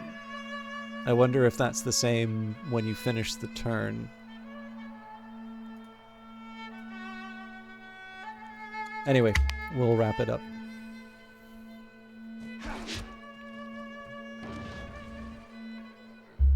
Mausoleum was completed by the Athenian alliance. A flirtation. During a goodwill banquet with courtiers from Sparta, your wife appears to be flirting quite openly with King Archidamus the Able of Sparta. When confronted, she dismisses your concerns. The dalliance continues for the rest of the evening, causing much heated gossip between the two courts. Admonish her for her behavior, and I gain discipline, which will boost the economy. I have enjoyed the sultry display, and I gain debauched, or demand an apology. Yeah, no, we're totally getting an apology. I don't care if Sparta's mad at me. Okay, so there really aren't good options. Yeah.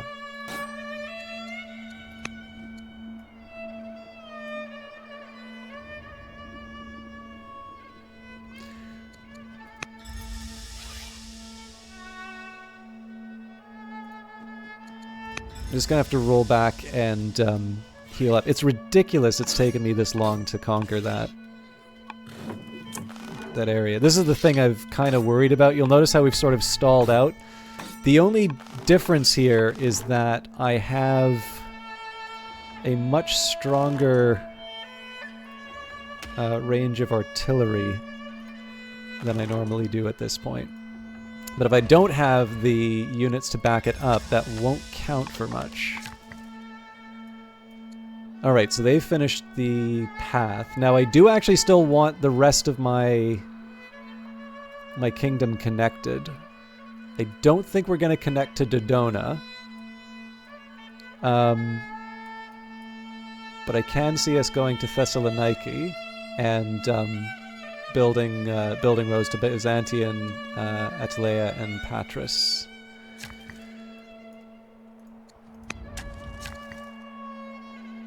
Okay, the omelet's done.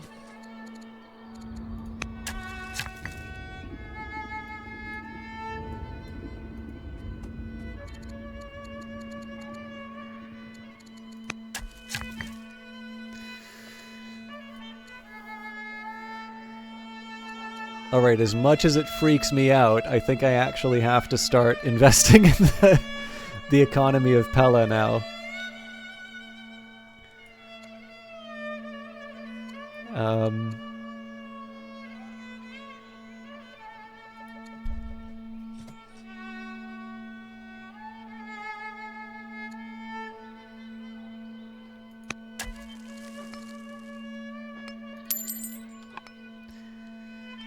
Okay, so that says it's the end of the season. Now, the way I'm going to handle this, I've got 359 to play with, so if I can level up a unit... Yeah, so this is a good example. Actually, let's go for one of the units that's not standing on a training area. And then presumably we'll make some money from the turns. Now, if I want, I can go charging in on these guys, but let's actually properly heal up.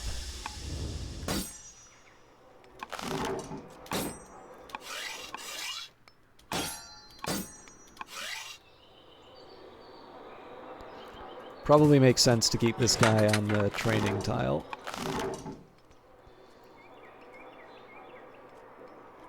I haven't decided yet.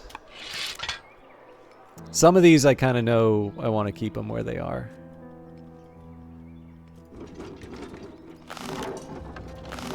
I have decided.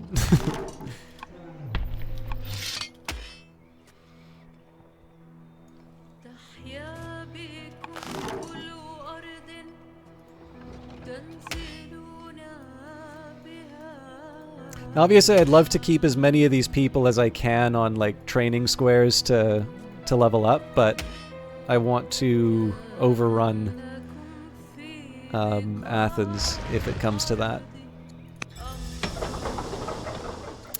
Okay. Don't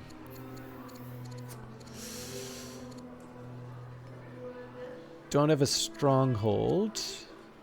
I can see myself building another horse unit. We don't have strong culture here, apparently, so how do I feel about another Axeman? Let's actually invest in the citizens first. So I should probably be augmenting my... oh, that was... okay, it's too late.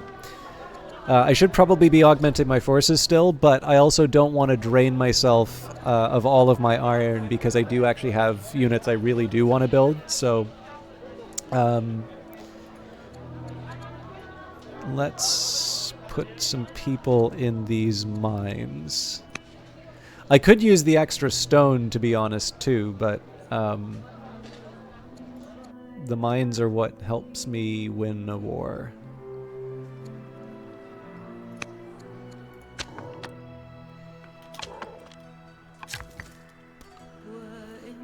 Okay, we are going to build more lumber mills. And you...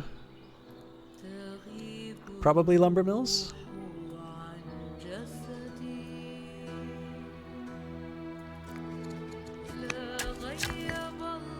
And I believe this was going to be the one who made the roads.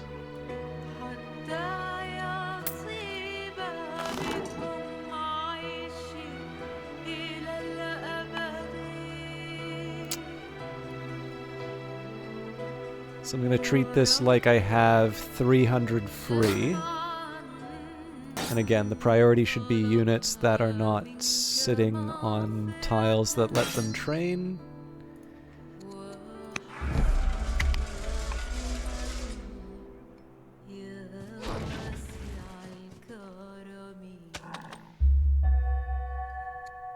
Now this is good because now we're able to access that gold mine. Actually, we're already on a plus for the gold.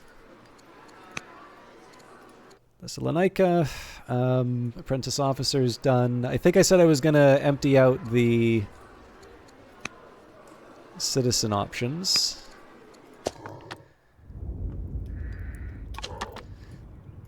Now I don't want to take forever to get this conquest going, so we are going to...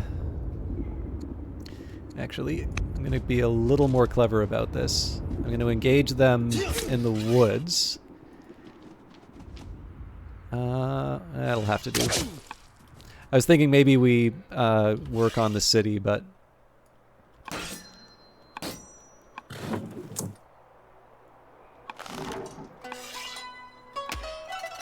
Now, I would love... I'd love to make Dodona... I'd love to augment the economy a bit, but I think in this case... I'm going to build another Axeman just because of the Athenian menace.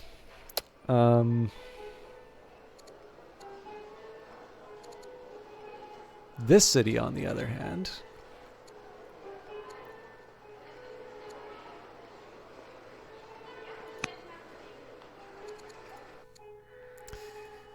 Alright, you finished your onager. Let's do... I'm going to do the same thing as before. We're going to empty out the options for citizens first. Heraclea... Oh my god, we've got 5 citizens.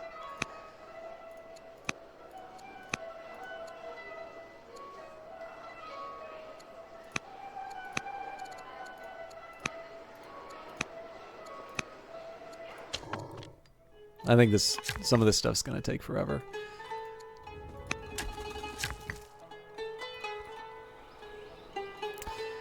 Honestly, this looks like a job for more mining.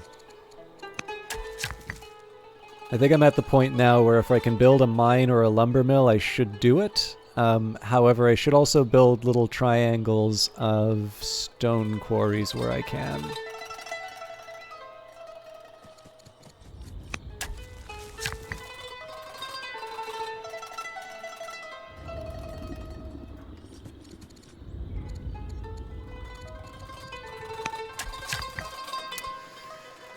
Alright, Patras, what do we do with you? Probably more lumber mills.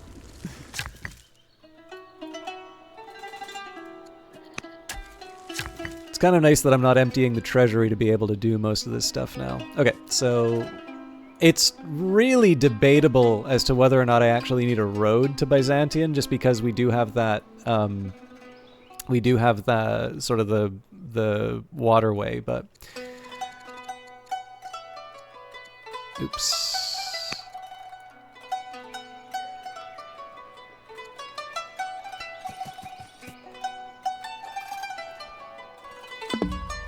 No.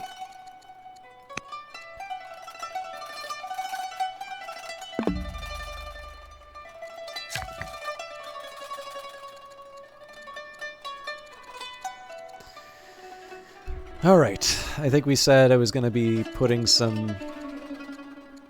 Oh, that's right.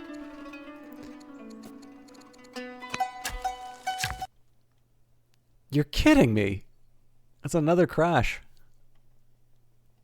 At least this one is, like, it's putting up a Unity dialogue for me, so... I have done a verify integrity before. While this thing is sending...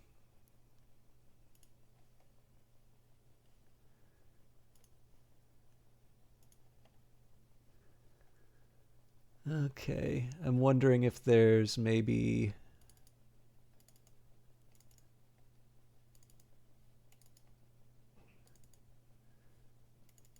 Presumably the error log would be held somewhere in my computer. Oh god, what's the...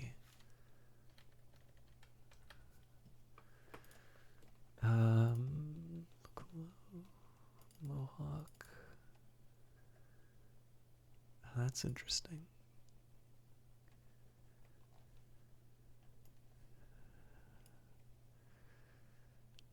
Crash has been intercepted by the crash handler.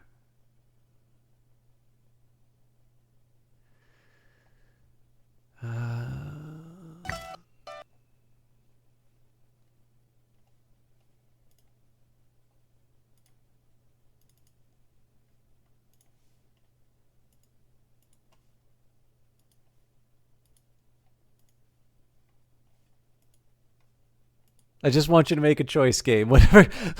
stay online. Don't. I just want to be able to reload you. All right.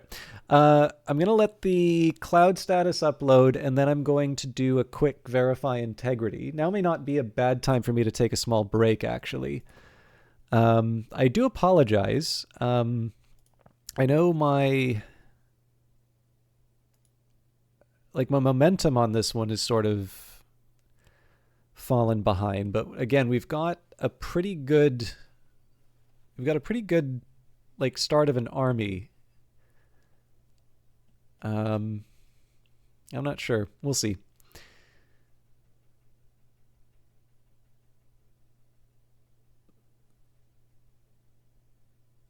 Okay, so it didn't need anything. Or at least it didn't seem like it needed anything to work.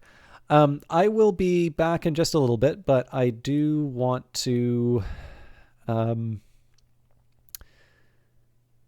do want to take a quick break and just get myself sorted out. So I hope you stick around. I'll try to keep it short. I'm not making tea or anything like that, so I think it should be... Oh dear.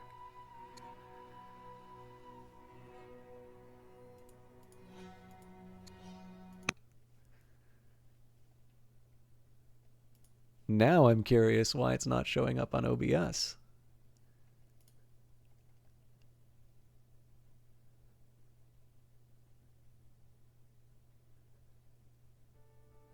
There we go. Okay, but yeah, I'm going to take a quick break. I will run some ads, so if anybody decides to jump in and watch the last little bit of the stream, they don't need to see the ads, or the pre-roll ads. But I will be back as soon as I can. Shouldn't be more than a couple minutes. I encourage you to get up, have a stretch, get a glass of water, or otherwise take care of yourselves while I am off. See you in a little bit.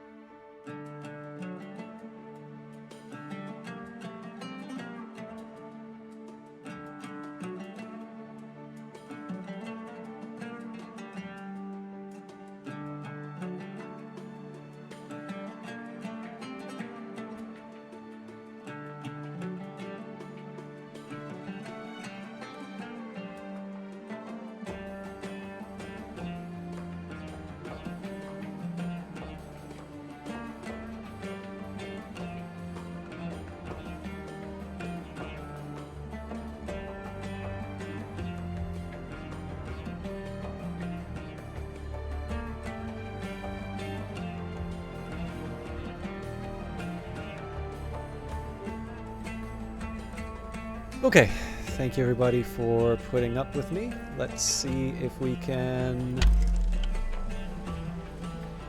make some progress. I'll, between now and the next time, it'll probably be next week that I play Old World again, I will do my best to maybe take a look at the subreddits, or otherwise just see if there is something I can check out to explain why I'm running into so many crashes. And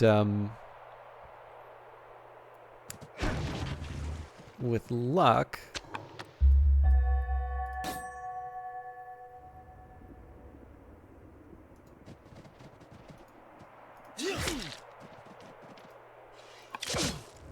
we can not have to deal with that in the future. All right, we'll do the usual routine.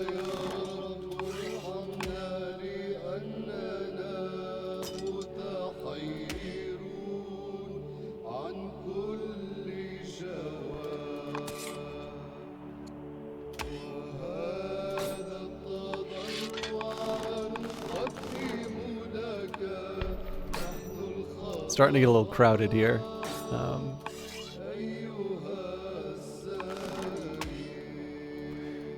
All right, definitely building up the front line.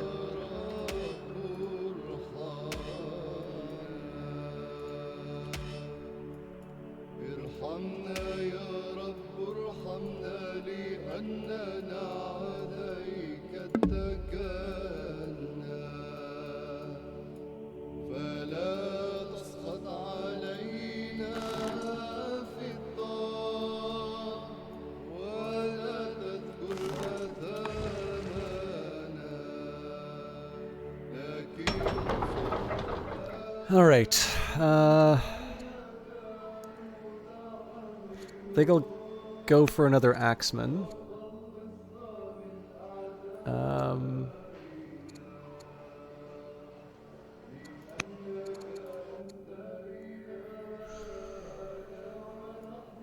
I think these ones I said I was going to load up on officers.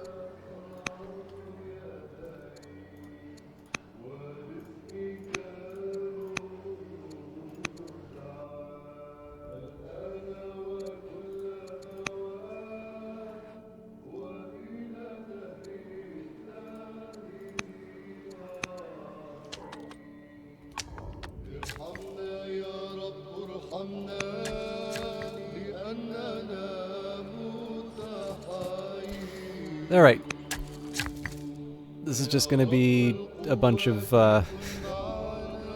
actions I've taken before and hoping I remember what I want to do.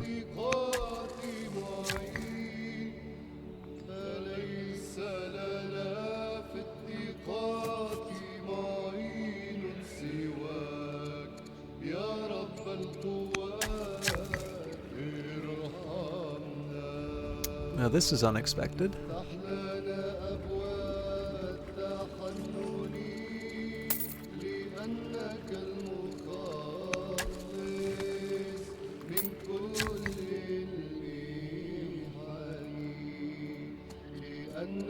So again, I don't mind spending to achieve this stuff because I have the surplus orders.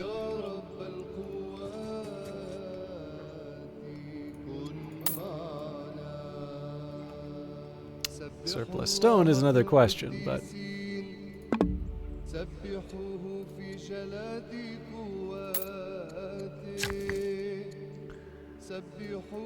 Alright, I'm starting to run out of orders that I can...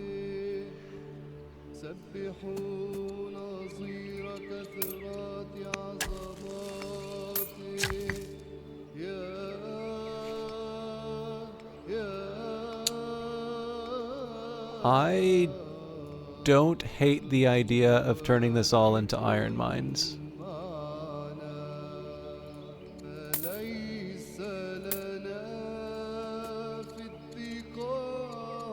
I'll build another quarry just because we Good lord, how many of these guys do I have left? I gotta stop the bleeding as far as the orders are concerned. So I'm going to save just because I really don't want to have to do all of that all over again.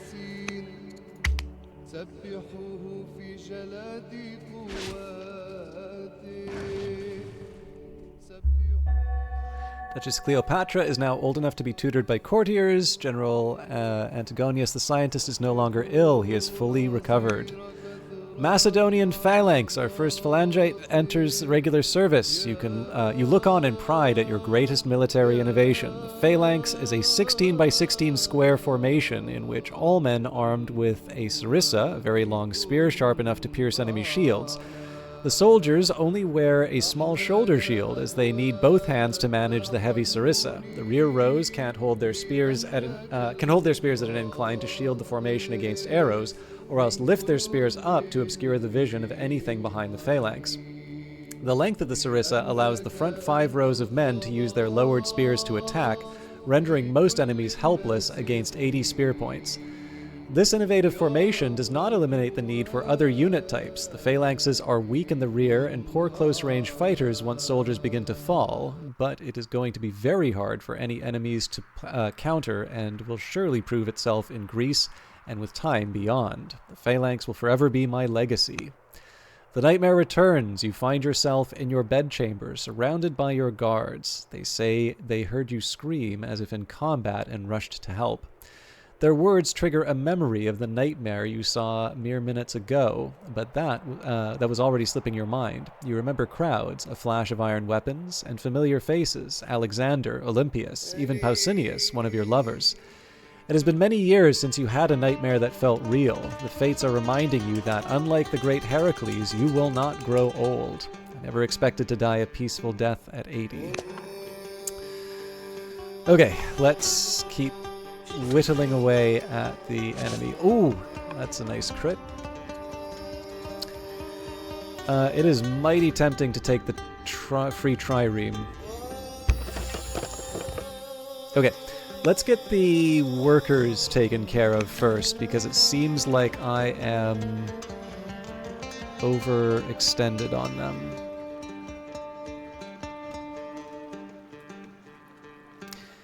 I'll throw a quarry here just so I can do something with this unit.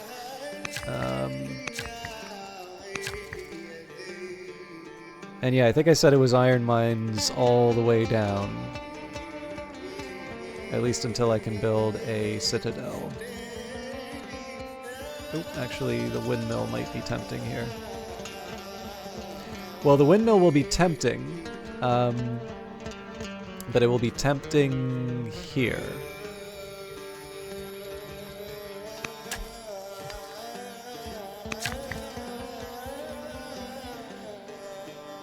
It'll do. Okay, we don't have developing culture, so now we start building more refined things. I think I'll actually put my quarries here. Nope, better still, I'll put my quarries here.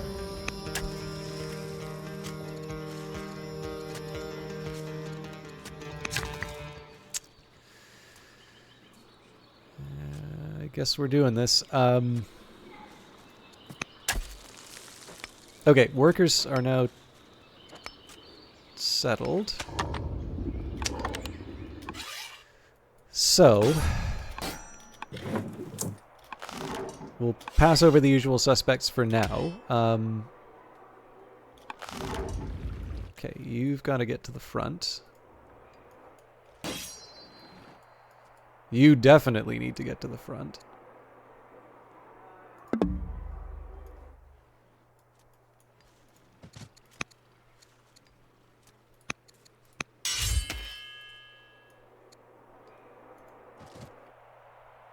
I actually don't see a reason why we couldn't just throw these on a girt. Actually, yeah.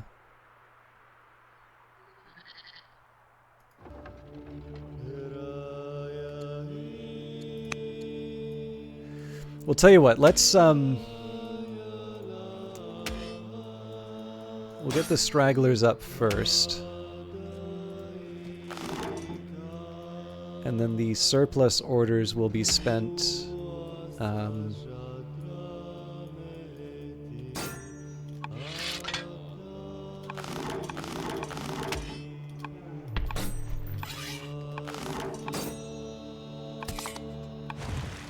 this is going to mean I can't upgrade some of these folks.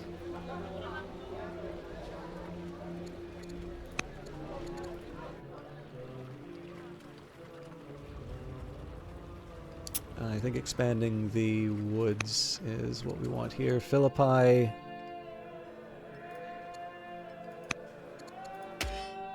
Use up the citizens where we can. Okay.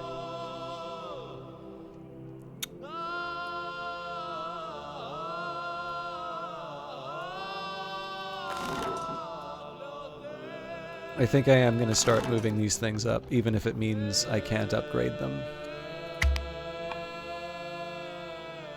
We're also running short on food. I should pay attention to that. So that's solved with a couple ranchers. I'm not too worried about it. Science or magic? All right. We've definitely read this before, but holy crap, this is super fun stuff to read. So this is going to take a while, but I hope you're all ready for some fun stories. Does anybody here know about Pythagoras ahead of time? And not just the theorem, not the Pythagorean theorem. I take that for granted, but Pythagoras as a historical figure or legendary figure is good fun. Pythagoras of Samos was an ancient Ionian Greek philosopher, polymath, and the eponymous founder of Pythagoreanism. His political and religious teachings were well known in Magna Graecia and influenced the philosophies of Plato, Aristotle, and among them, the West in general. Knowledge of his life is clouded by legend.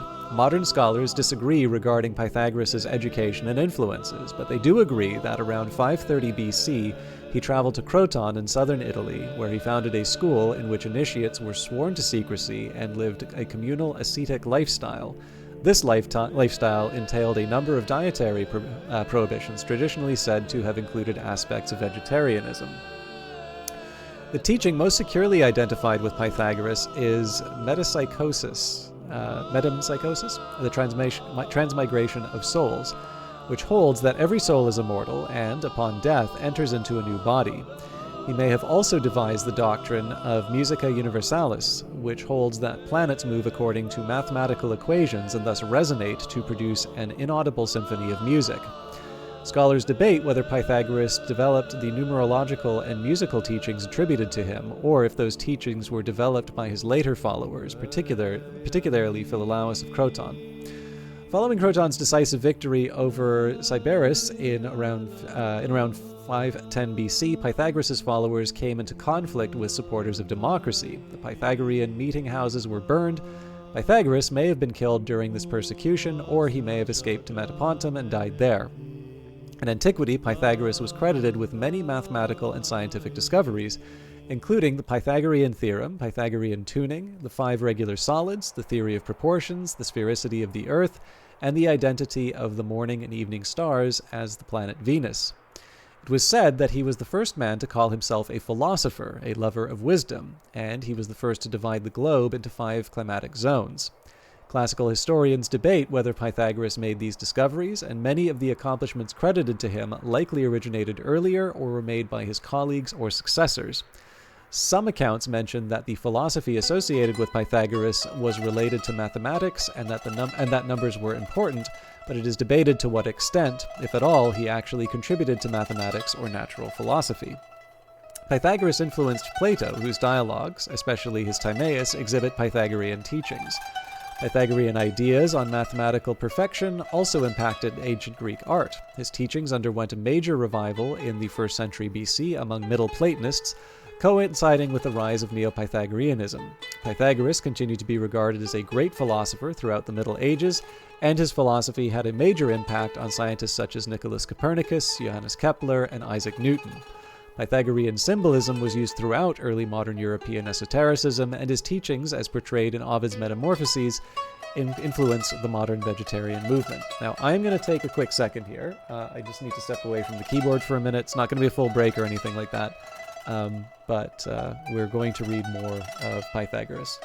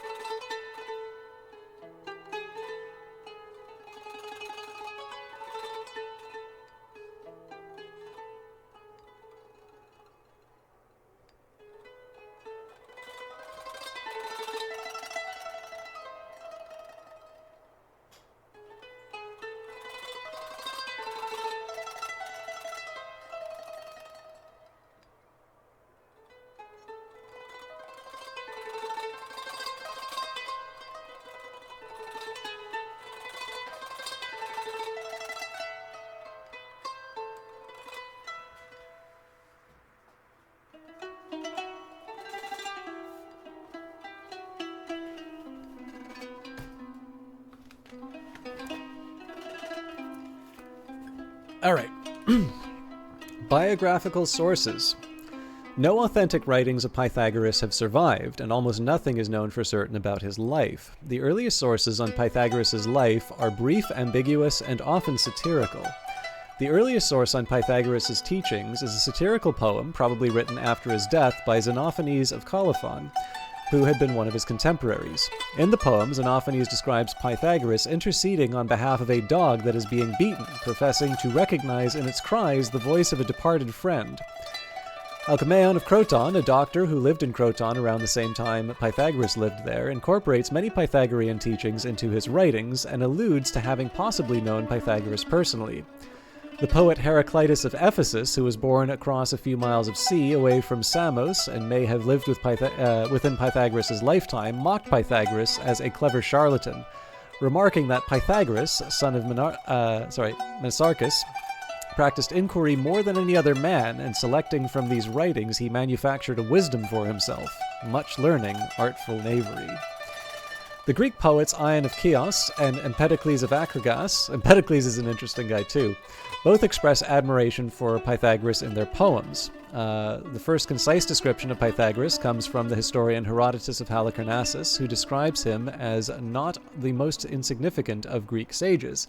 He states that Pythagoras taught his followers how to attain immortality. The accuracy of the works of Herodotus is controversial.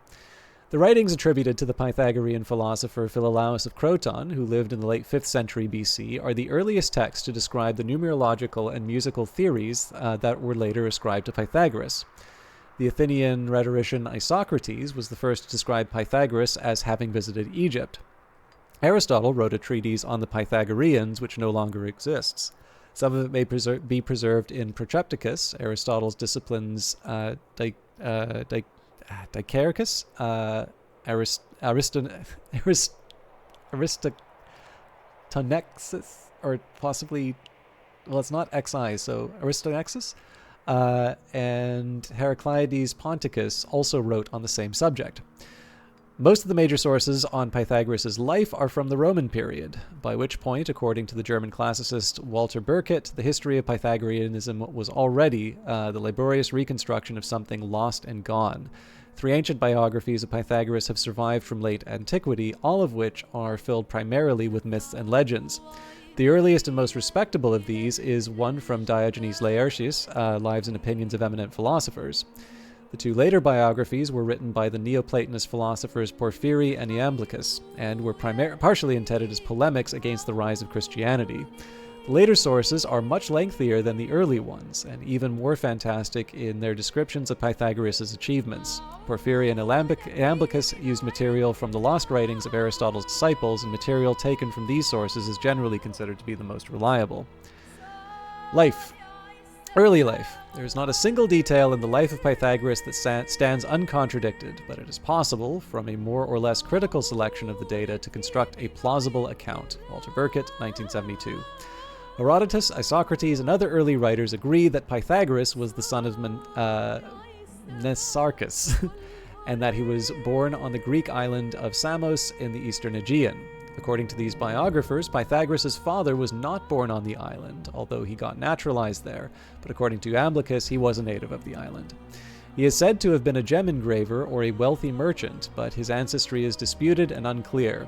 His mother was a native of Samos, descending from the Giamorai family. A Giamorai family. Let's see what that is.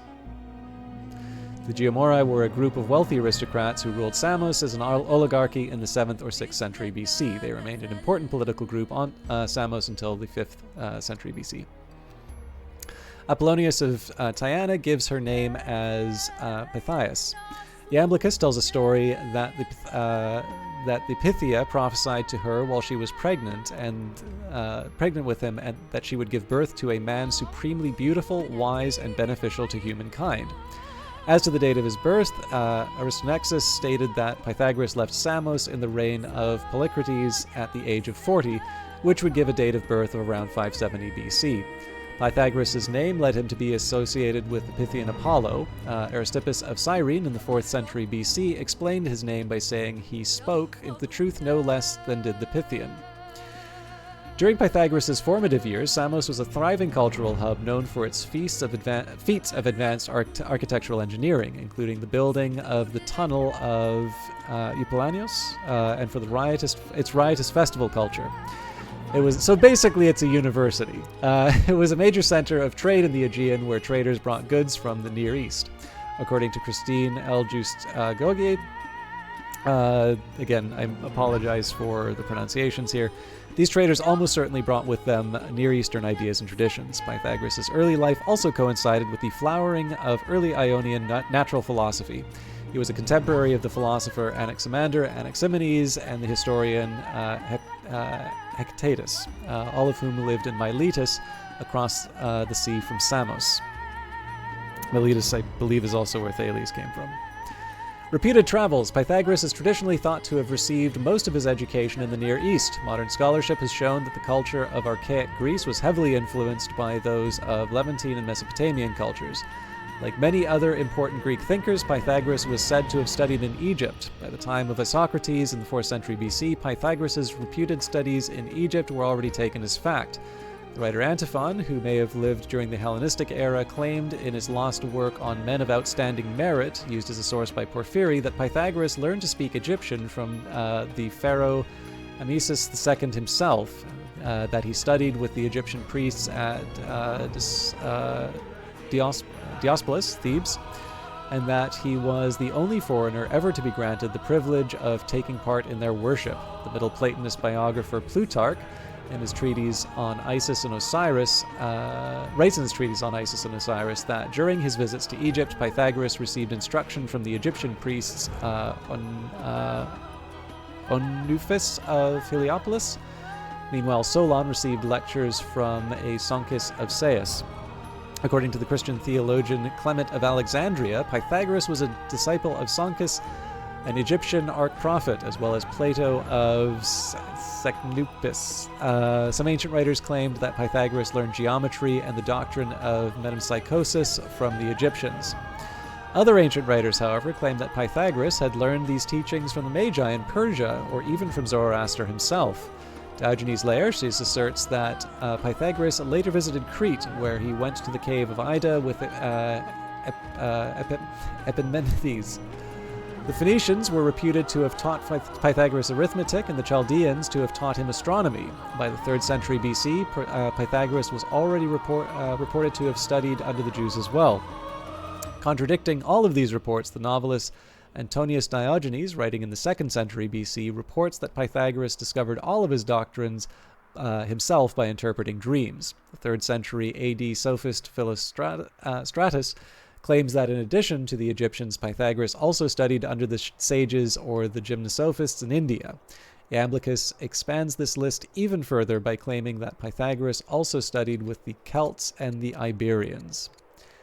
Alleged Greek teachers. Ancient sources have also recorded Pythagoras as having having studied under a variety of native Greek thinkers. Some identify Hermodamus of Samos as a possible tutor.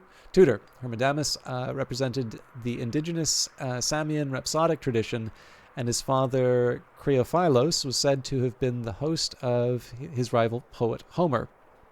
Other credits Bias of Priene, Thales, or Anaximander, a pupil of Thales. Other traditions claim the mystic bard Orpheus as Pythagoras' teacher, thus representing the Orphic mysteries. The Neoplatonists wrote of a sacred discourse that Pythagoras had written on the gods in the Doric Greek dialect, which they believed had been dictated to Pythagoras by the Orphic priest Aglophamus upon his initiation in the Orphic mysteries at Liberta. Iamblichus credited Orpheus with having been the model for Pythagoras' manner of speech, his spiritual attitude, and his manner of worship. Iamblichus describes Pythagoreanism as a synthesis of everything Pythagoras learned from Orpheus, from the Egyptian priests, from the Eleusinian mysteries, and from other religious and philosophical traditions. Rydwig states, although these stories are fanciful, Pythagoras' teachings were definitely influenced by Orphism to a noteworthy extent. Of the various Greek sages claimed to have taught Pythagoras, Pherecydes of Syros is mentioned most often. Similar miracle stories were told about both Pythagoras and Pherecydes, including one in which the hero predicts a shipwreck, one in which he predicts the conquest of Messina, and one in which he drinks from a well and predicts an earthquake. Apollonius Paradoxographus, a paradoxographer who,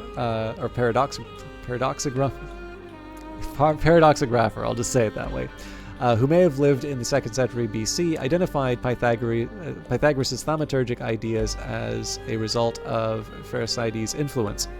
Another story, which may be traced to the Neo-Pythagorean philosopher Nicomachus, tells that when Pherecydes was old and dying on the island of Delos, Pythagoras returned to care for him and pay his respects. Durius, the historian and tyrant of Samos, is reported to have patriotically boasted of an epitaph supposedly penned by Pherecydes, which declared that Pythagoras' wisdom exceeded his own.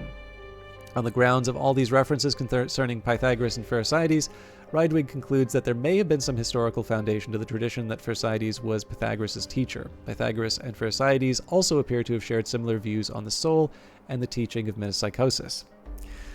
Before 520 BC, on one of his visits to Egypt or Greece, Pythagoras may have met Thales of Miletus, who may have been around 54 years older than him. Thales was a philosopher, scientist, mathematician, and engineer, also known for a special case of the inscribed angle theorem. Pythagoras' birthplace, the island of Samos, is situated in the northeast Aegean Sea, not far from Miletus. Diogenes Laertius cites a statement from Aristonexus, 4th century BC, saying that Pythagoras learned most of his moral doctrines from the Delphic priestess Themistoclea. Porphyry agrees with this assertion, but calls the priestess Aristoclea,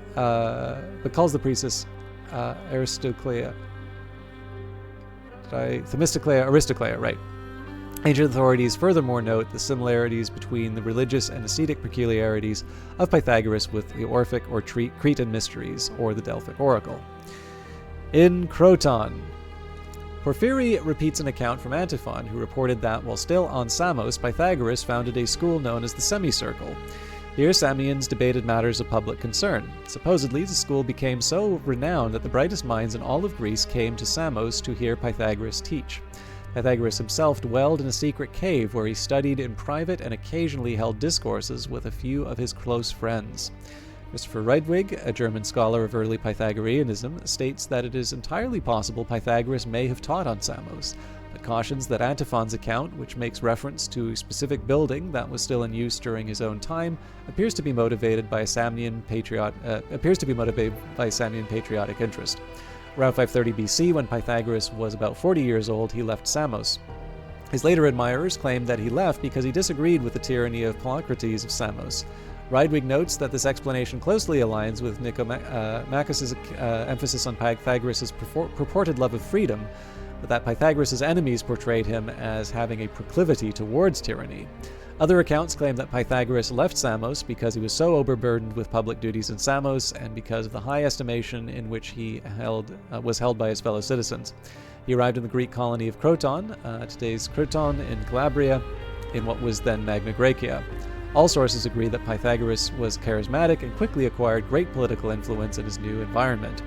He served as an advisor to the elites in Croton and gave them frequent advice. Later biographers tell fantastical stories of the effects of his eloquent speeches in leading the people of Croton to abandon their luxurious and corrupt way of life and devote themselves to the purer system which he came to introduce. Family and friends, Diogenes Laertius states that Pythagoras did not indulge in the pleasures of love, that he cautioned others only to have sex whenever you are willing to be weaker than yourself. According to Porphyry, Pythagoras married Theano, a lady of Crete and the daughter of Pythonax, and had several children with her. Porphyry writes that Pythagoras had two sons named Telauges and Arignaut, and a daughter named Mia, who took precedence among the maidens in Croton, and then a wife among married women. Iamblichus mentions none of these children, and instead only mentions a son named Mensarchus and after his grandfather. The son was raised by Pythagoras' appointed successor Aristaeus, and eventually took over the school when Aristaeus was too old to continue running it. Suda writes that Pythagoras had 4 children. The wrestler Milo of Croton was said to have been a close associate of Pythagoras, and was credited with having saved the philosopher's life when a roof was about to collapse. This association may have been the result of confusion with a different man named Pythagoras, who was an athletics trainer. Diogenes Laertius recounts Milo's name as Maia, I guess the same as the daughter. Iamblichus mentions Theano as the wife of Brontius of Croton. Diogenes Laertius states that the same Theano was Pythagoras' pupil, and that Pythagoras' wife Theano was her daughter. Diogenes Laertius also records that works supposedly written by Theano were still extant during his own lifetime, and quotes several opinions attributed to her. These writings are now known to be pseudo-epigraphical. Death. Pythagoras' emphasis on dedication and asceticism are credited with aiding Croton's decisive victory over the neighboring colony Sybaris in 510 BC. After the victory, some prominent citizens of Croton proposed a democratic constitution, which the Pythagoreans rejected. The supporters of democracy, headed by Cylon and Ninon, the former of whom is said to have been irritated by his exclusion from Pythagoras' brotherhood, roused the populace against them. Followers of Cylon and Ninon attacked the Pythagoreans during one of their meetings, either in the house of Milo or in some other meeting place. Accounts of the attack are often contradictory, and many probably confused it with the later anti-Pythagorean rebellions, such as the one in Metapontum in 454 BC. The building was apparently set on fire, and many of the assembled members perished. Only the younger and more active members managed to escape. Sources disagree whether Pythagoras was present when the attack occurred, and if he was, whether or not he managed to escape. In some accounts, Pythagoras was not at the meeting when the Pythagoreans were attacked because he was on Delos tending to the dying Pherecydes. According to another account from Dicaearchus, Pythagoras was at the meeting and managed to escape, leading a small group of followers to the nearby city of Locris, where they pleaded for sanctuary but were denied. They reached the city of Metapontum, where they took shelter in the Temple of the Muses and died there of starvation after 40 days without food. Another tale, recorded by Porphyry, claims that as Pythagoras' enemies were burning the house, his devoted students laid down on the ground to make a path for him to escape by walking over their bodies across the flames like a bridge. Pythagoras managed to escape, but was so despondent at the deaths of his beloved students that he committed suicide. A different legend, reported by both Diogenes Laertius and Iamblichus, states that Pythagoras almost managed to escape, but he came to a fava bean field and refused to run through it, since doing so would violate his teachings, so he stopped instead and was killed. This story seems to have originated from the writer Neanthes, who told it about later Pythagoreans, not about Pythagoras himself. Teachings.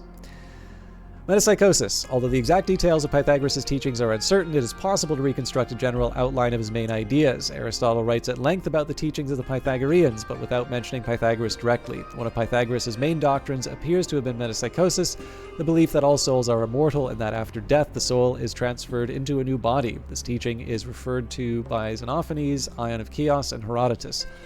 Nothing whatsoever, however, is known about the nature of the mechanism by which Pythagoras believed metempsychosis occur.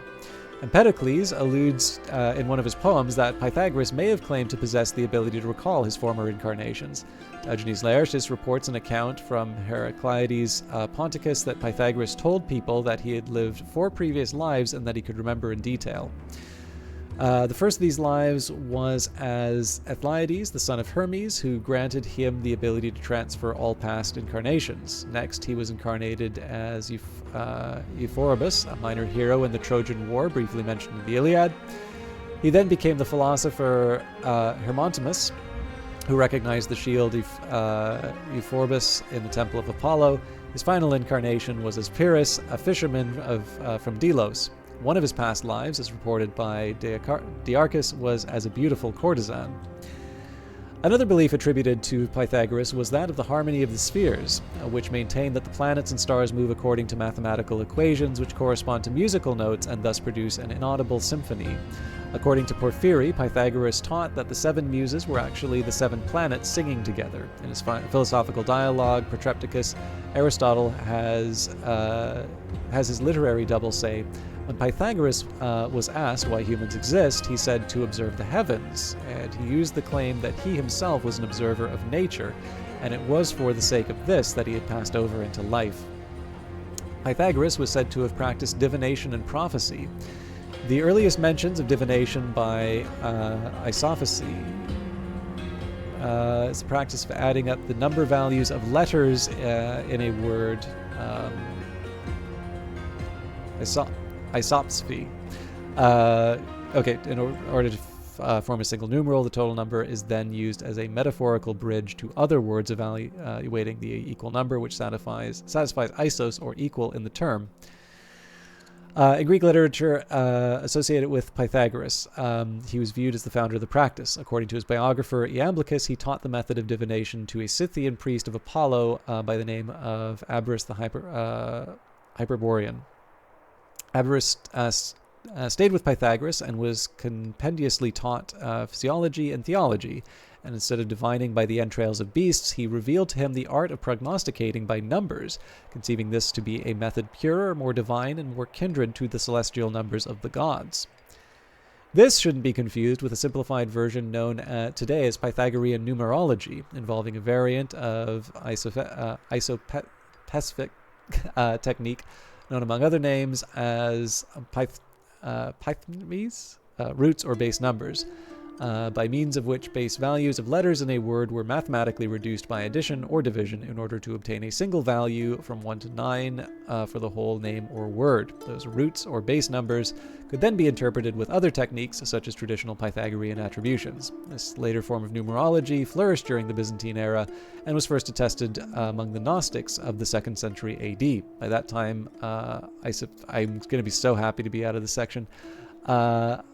Isopsephy had developed into several different techniques that were used for a variety of purposes, including divination, doctrinal allegory, and medical prognosis and treatment. In the visits to the various places in Greece, Delos, Sparta, Philus, Crete, etc., which are ascribed to him, he usually appears either in his religious or priestly guise, or else as a lawgiver. Numerology, the so-called Pythagoreans, who were first to take up mathematics, not only advanced the subject, but saturated with it. They fancied that the principles of mathematics were the principles of all things. Aristotle, Metaphysics. According to Aristotle, the Pythagoreans used mathematics for solely mystical reasons, devoid of practical application. They believed that all things were made of numbers. The number 1, the monad, represented the origin of all things. That the number 2, the dyad, represented matter. The number 3 was an ideal number because it had beginning, middle, and end, and was the smallest of the number of points that could be used to define a plane triangle, which was revered as the symbol of the god Apollo. Number 4 signified the 4 seasons and the 4 elements. The number 7 was also sacred because it was the number of planets and the number of strings on a lyre, and because Apollo's birthday was celebrated on the 7th day of each month. They believed that odd numbers were masculine, and that even numbers were feminine, and that the number 5 represented marriage because it was the sum of 2 and 3. 10 was regarded as the perfect number, and the Pythagoreans honored it by never gathering in groups larger than 10. Pythagoras was credited as devising the tetrachus, tetractix. This triangle thing here. The triangular figure of 4 rows which add up to the perfect number 10. The Pythagoreans regarded the Tetrachus as a symbol of utmost mystical importance. Iamblichus, in his Life of Pythagoras, states that the Tetractys was so admirable and so divinized by those who understood it that Pythagoras' students would swear oaths by it. Andrew Gregory concludes that the tradition linking Pythagoras to the Tetractys is probably genuine. Modern scholars debate whether these numerological teachings were developed by Pythagoras himself or later by the Pythagorean philosopher Philolaus of Croton. In his landmark study, Lore and Science in Ancient Pythagoreanism, Walter Burkett argues that Pythagoras was a charismatic political and religious teacher, but that the number philosophy attributed to him was really an innovation by Philolaus. According to Burkett, Pythagoras never dealt with numbers at all, let alone made any noteworthy contribution to mathematics.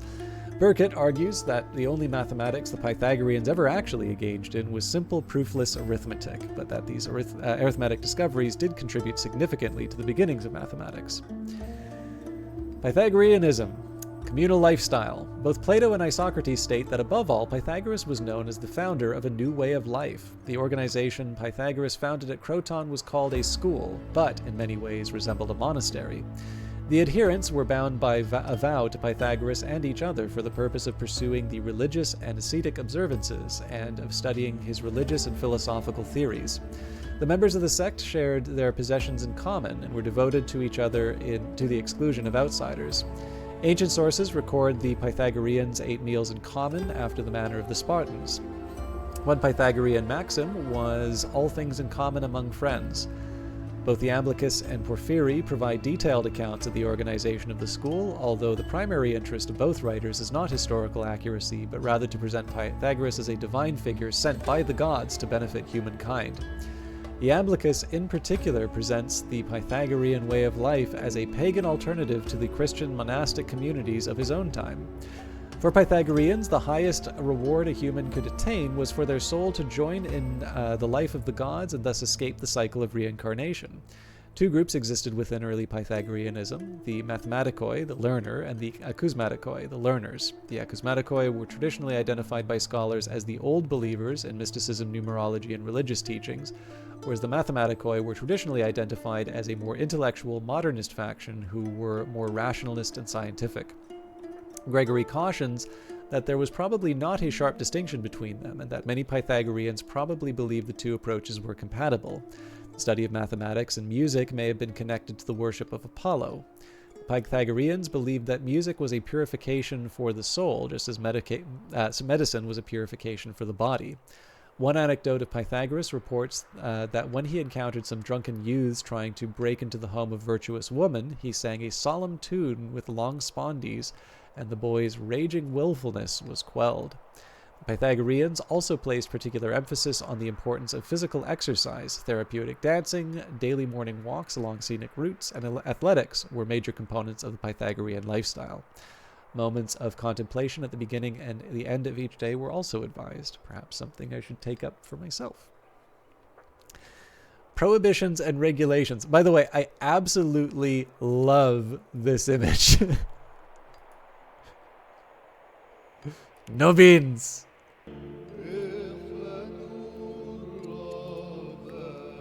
Pythagorean teachings were known as symbols, and members took a vow of silence that they would not reveal these symbols to non-members.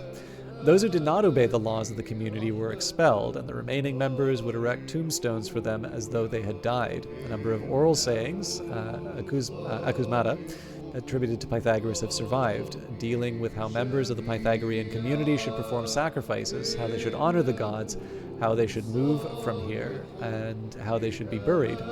Many of these sayings emphasize the importance of ritual purity and avoiding defilement. For instance, a saying in which Leonid Zhmud concludes can probably be genuinely traced back to Pythagoras himself forbids his followers from wearing woolen garments.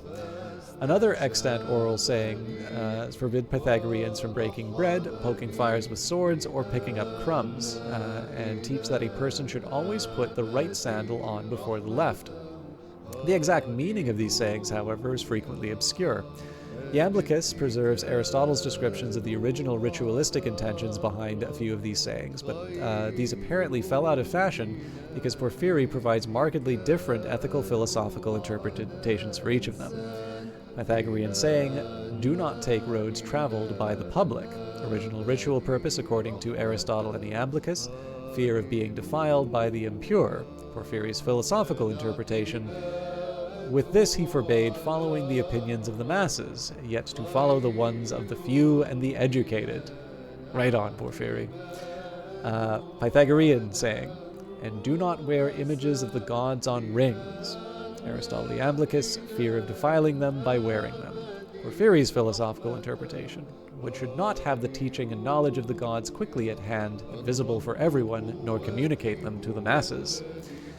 Pythagorean saying, and pour libations for the gods from a drinking cup's handle, the ear. Original ritual purpose, according to Aristotle and Iamblichus, efforts to keep the divine and human strictly separate. Porphyry's philosophical interpretation, thereby he enigmatically hints that the gods should be honored and praised with music, for it goes through the ears. New initiates were allegedly not permitted to meet Pythagoras until after they had completed a 5-year initiation period, during which they were required to remain silent. What? Sources indicate that Pythagoras himself was unusually progressive in his attitudes towards women, and female members of Pythagoras' school appear to have played an active role in its operations. Iamblichus provides a list of 235 famous Pythagoreans, 17 of whom are women. In later times, many prominent female philosophers contributed to the development of Neo-Pythagoreanism. Pythagoreanism also entailed a number of dietary prohibitions. It is more or less agreed that Pythagoras issued a prohibition against the consumption of fava beans and the meat of non-sacrificial animals such as fish and poultry. Both of these assumptions, however, have been contradicted. Pythagorean dietary restrictions have been motivated by belief in the doctrine of metempsychosis. Some ancient writers present Pythagoras as enforcing a strictly vegetarian diet. Eudoxus of Cnidus, a student of Arctius, writes Pythagoras was distinguished by such purity and so avoided killing and killers that he not only abstained from animal foods, but even kept his distance from cooks and hunters. Other authorities contradict this statement. According to Aristonexus, Pythagoras allowed the use of all kinds of animal food except the flesh of oxen used for plowing and rams. According to Heraclides Ponticus, Pythagoreans ate the meat from sacrifices and established a diet for athletes dependent on meat. Legends. Now, some of these get fun. Within his own lifetime, Pythagoras was already the subject of elaborate hagiographic... I can never remember if it's hagiographic or hagiographic. I think it's hagiographic legends. Aristotle described Pythagoras as a wonder worker and somewhat of a supernatural figure. In a fragment, Aristotle writes that Pythagoras had a golden thigh, like a Bond villain, which he publicly exhibited at the Olympic Games, and he showed to Abaris, the Hyperborean, as proof of his identity as the Hyperborean Apollo. Supposedly, the priest of Apollo gave Pythagoras a magic arrow, which he used to fly over long distances and perform ritual purifications. He was supposedly once seen both at Metapontum and Croton at the same time. When Pythagoras crossed the river Cosus, the modern-day Pacento, several witnesses reported they heard him greet him by name. In Roman times, a legend claims that Pythagoras was the son of Apollo. According to Muslim tradition, Pythagoras was said to have been initiated by Hermes, the Egyptian Thoth.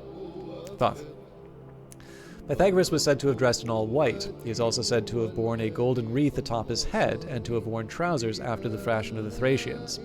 Diogenes Laertius presents Pythagoras as having exercised remarkable self-control. He was always cheerful, but abstained wholly from laughter and from all such indulgences as jests and idle stories. Pythagoras was said to have had extraordinary success in dealing with animals. A fragment of Aristotle records that when a deadly snake bit Pythagoras, he bit back and killed it. Both Porphyry and Iamblichus report that Pythagoras once persuaded a bull not to eat fava beans. Again with the beans! And that he once convinced a notoriously destructive bear to swear that it would never harm a living thing again, and that the bear kept its word. Rydwig suggests that Pythagoras may have personally encouraged these legends, but Gregory states that there is no direct evidence of this. Anti-Pythagorean legends also circulated. Diogenes Laertius retells a story by Hermippus of Samos, which states that Pythagoras had once gone into an underground room telling everyone that he was descending to the underworld. He stayed in this room for months, while his mother secretly recorded everything that happened during his absence. After he returned from this room, Pythagoras recounted everything that had happened while he was gone, convincing everyone that he had really been in the underworld and leading them to trust him with their wives. I gotta find this source. This is Ferguson.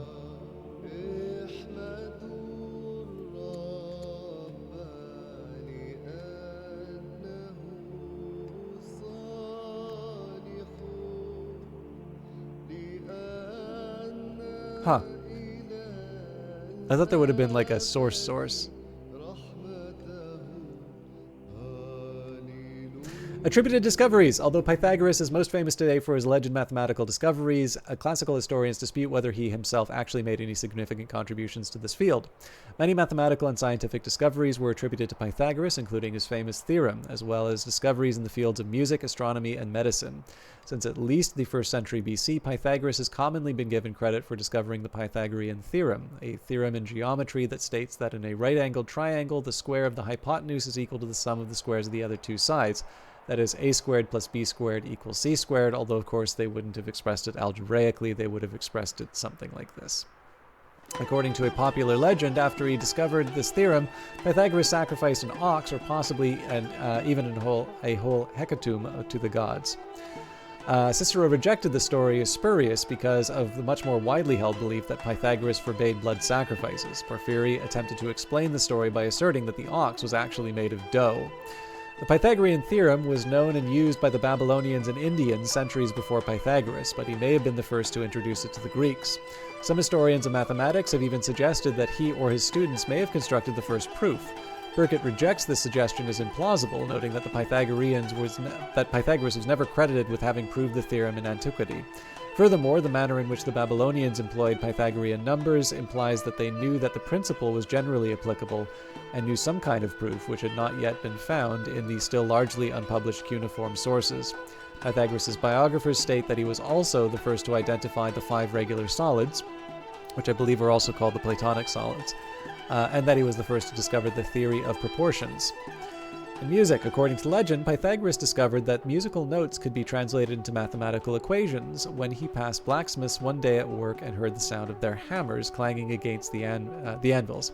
Thinking that the sounds of the hammers were beautiful and harmonious except for one, he rushed to the blacksmith shop and began testing the hammers. He then realized that the tune played when the hammer was struck was directly proportional to the size of the hammer, and therefore concluded that music was mathematical. In astronomy, in ancient times, Pythagoras and his contemporary Parmenides of Elea were both credited as having been the first to teach that the Earth was spherical, the first to divide the globe into 5 climactic zones, and the first to identify the morning star and the evening star as the same celestial object, now known as Venus. Of the two philosophers, Parmenides has a much stronger claim to having been the first, and the attribution of these discoveries to Pythagoras seems to have possibly originated from a pseudepigraphical poem. Empedocles, who lived in Magna Graecia shortly after Pythagoras and Parmenides, knew that the Earth was spherical. By the end of the 5th century BC, the fact was universally accepted among Greek intellectuals. The identity of the morning star and evening star was known to the Babylonians over 1,000 years earlier. Later influence in antiquity on Greek philosophy. Sizable Pythagorean communities existed in Magna Graecia, Philus, and Thebes during the early 4th century BC. Around the same time, the Pythagorean philosopher Arctaeus was highly influential on the politics of the city of Tarentum in Magna Graecia. According to later tradition, Arctaeus was elected as strategos 7 times, even though others were prohibited from serving for more than a year. Arctaeus was also a renowned mathematician and musician. He was a close friend of Plato and is often quoted in Plato's Republic. Aristotle states that the philosophy of Plato was highly dependent on the teachings of the Pythagoreans. Cicero repeats this statement, remarking that Platonem furent deduc... Okay, let's just go for the... I see that there's an English translation. They say Plato learned all things Pythagorean. According to Charles H. Kahn, Plato's middle dialogues, including Meno, Phaedo, and the Republic, have a strong Pythagorean coloring, and that his last few dialogues, particularly Philebus and Timaeus, are extremely Pythagorean in character. According to R.M. Hare, Plato's Republic may partially be based on the tightly organized community of like-minded thinkers established by Pythagoras at Croton. Additionally, Plato may have borrowed from Pythagoras the idea that mathematics and abstract thought are a secure basis for philosophy, science, and morality. Plato and Pythagoras shared a mystical approach to the soul and its place in the material world. both were probably influenced by Orphism. The historian of philosophy, Frederick Copleston, states that Plato probably borrowed his tripartite theory of the soul from the Pythagoreans. Bertrand Russell, in his History of Western Philosophy, actually one of the first books on philosophy I ever read, contends that the influence of Pythagoras on Plato and others was so great that he should be considered the most influential philosopher of all time. He concludes that I do not know of any other man who has been as influential as he was in the school of thought. A revival of Pythagorean teachings occurred in the 1st century BC, when Middle Platonist philosophers such as Eudorus and Philo of Alexandria hailed the rise of a new Pythagoreanism in Alexandria. Around the same time, Neo-Pythagoreanism became prominent. The 1st century AD philosopher Apollonius of Tyana sought to emulate Pythagoras and live by Pythagorean teachings. The later 1st century Neo-Pythagorean philosopher Moderatus of Gades expanded on Pythagorean number philosophy and probably understood the soul as a kind of mathematical harmony. Neo-Pythagorean mathematician musicologist Nicomachus likewise expanded on Pythagorean numerology and music theory. Numenius of Apama interpreted Plato's teachings in the light of Pythagorean doctrines. Influence on art and architecture. Greek sculptures thought to represent the permanent reality behind superficial appearances. Early archaic sculpture represents life in simple forms and may have been influenced by the earliest Greek natural philosophies. The Greeks generally believed that nature expressed itself in ideal forms and was represented by a type which was mathematically calculated. When dimensions changed, architects sought to relay permanence through mathematics. Maurice Baura believes that these ideals influenced the theory of Pythagoras and his students, who believed that all things are numbers. During the 6th century BC, the number philosophy of the Pythagoreans triggered a revolution in Greek sculpture. Greek sculptors and architects attempted to find the mathematical relation, canon, behind aesthetic perfection, possibly drawing on the ideas of Pythagoras. The sculptor Polyctios wrote in his canon that beauty consists in the proportion not of the elements, materials, but of the interrelation of parts with one another and with the whole. In the Greek architectural orders, every element was calculated and constructed by mathematical relations. Rice Carpenter states that the ratio 2:1 was the generative ratio of the Doric order, and in Hellenistic times, an ordinary Doric colonnade beats out a rhythm of notes. The oldest known building, designed according to Pythagorean teachings, is the Porta Megara Basilica, a subterranean basilica that was built during the reign of the Roman Emperor Nero as a secret place of worship for Pythagoreans. The basilica was built underground because of the Pythagorean emphasis on secrecy, and also because of the legend that the Pythagoreans had sequestered himself. The legend that Pythagoras had sequestered himself in a cave on Samos. The basilica's apse is in the east, and its atrium is in the west out of respect for the rising sun. There's a narrow entrance leading to a small pool where the initiates could purify themselves. The building is also designed according to Pythagorean numerology, with each table in the sanctuary providing seats for 7 people. 3 aisles led to a single altar symbolizing the 3 parts of the soul approaching the unity of Apollo. The apse depicts a scene of the poet Sappho leaping off the Leucadian cliffs, clutching her lyre to her breast while Apollo stands beneath her, extending his right hand in a gesture of protection, symbolizing Pythagorean teachings about the immortality of the soul. The interior of the sanctuary is almost entirely white because the color white was regarded by Pythagoreans as sacred. The Emperor Hadrian's Pantheon in Rome was built based on Pythagorean numerology. The temple's circular plan, central axis, hemispherical dome, and alignment with the 4 cardinal directions symbolize Pythagorean views on the order of the universe. The single oculus at the top of the dome symbolizes the monad and the sun god Apollo. 28 ribs extending from the oculus symbolize the moon because 28 was the number of months on the Pythagorean lunar calendar. The 5 coffered rings beneath the ribs represent the marriage of the sun and moon. In early Christianity, many early Christians had a deep respect for Pythagoras. Eusebius, the bishop of Caesarea, praises Pythagoras in Against Heracles for his rule of science, his frugality, his extraordinary morality, and his wise teachings. In another work, Eusebius compares Pythagoras to Moses. In one of his earlier letters, the church father Jerome praises Pythagoras for his wisdom, and in another letter he credits Pythagoras for the belief in the immortality of the soul, which he suggests Christians inherited from him. Augustine of Hippo rejected Pythagoras' teaching of metempsychosis without explicitly naming him, but otherwise expressed admiration for him.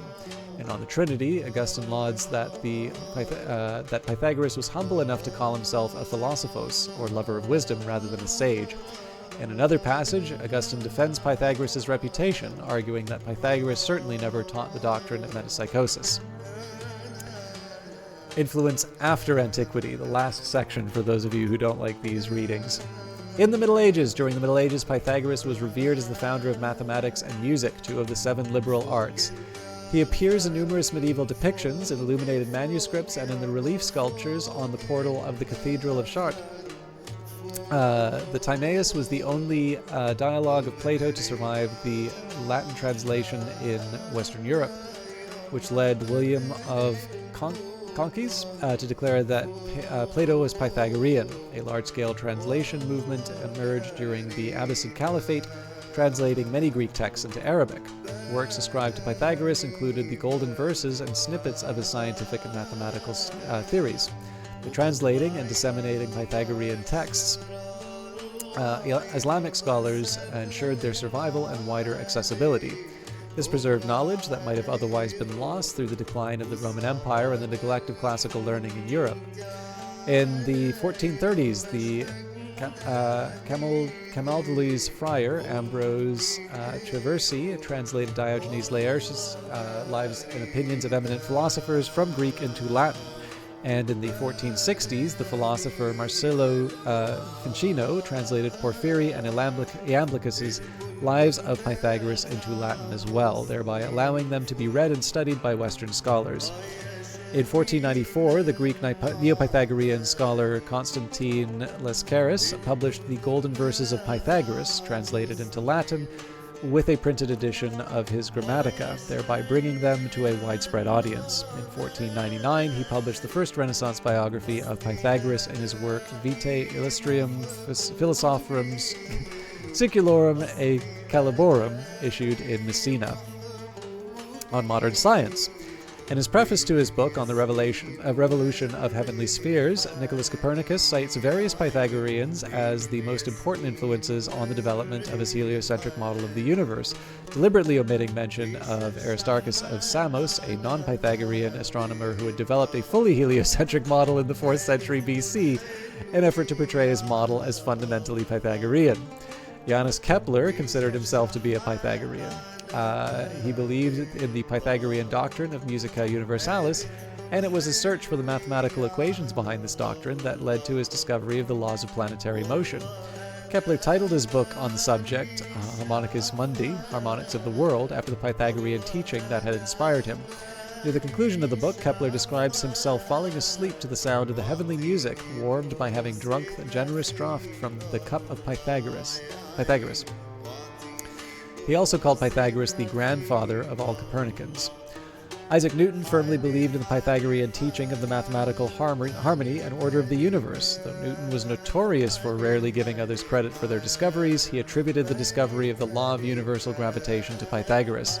Albert Einstein believed that a scientist may only be a Platonist or a Pythagorean insofar as he considers the viewpoint of logical simplicity as an indispensable and effective tool of his research. The English philosopher Alfred North Whitehead argued, in a sense, Plato and Pythagoras stand nearer to the modern physical science than does Aristotle. The two former were mathematicians, whereas Aristotle was the son of a doctor. By this measure, Whitehead declared that Einstein and other modern scientists like him were following the pure Pythagorean tradition. On vegetarianism, a fictionalized portrayal of Pythagoras appears in Book 15 of Ovid's Metamorphoses, in which he delivers a speech imploring his followers to adhere to a strictly vegetarian diet. It was through Arthur Golding's 1567 English translation of Ovid's Metamorphoses that Pythagoras was best known to English speakers throughout the early modern period.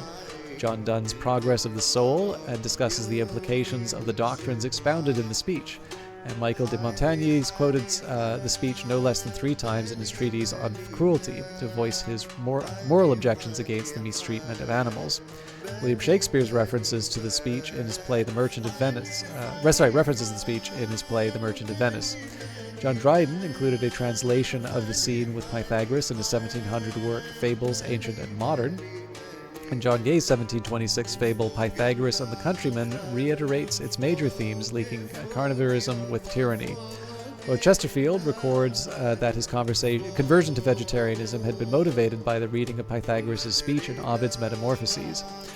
Until the word vegetarianism was coined in 1840s, vegetarians were referred in English as Pythagoreans.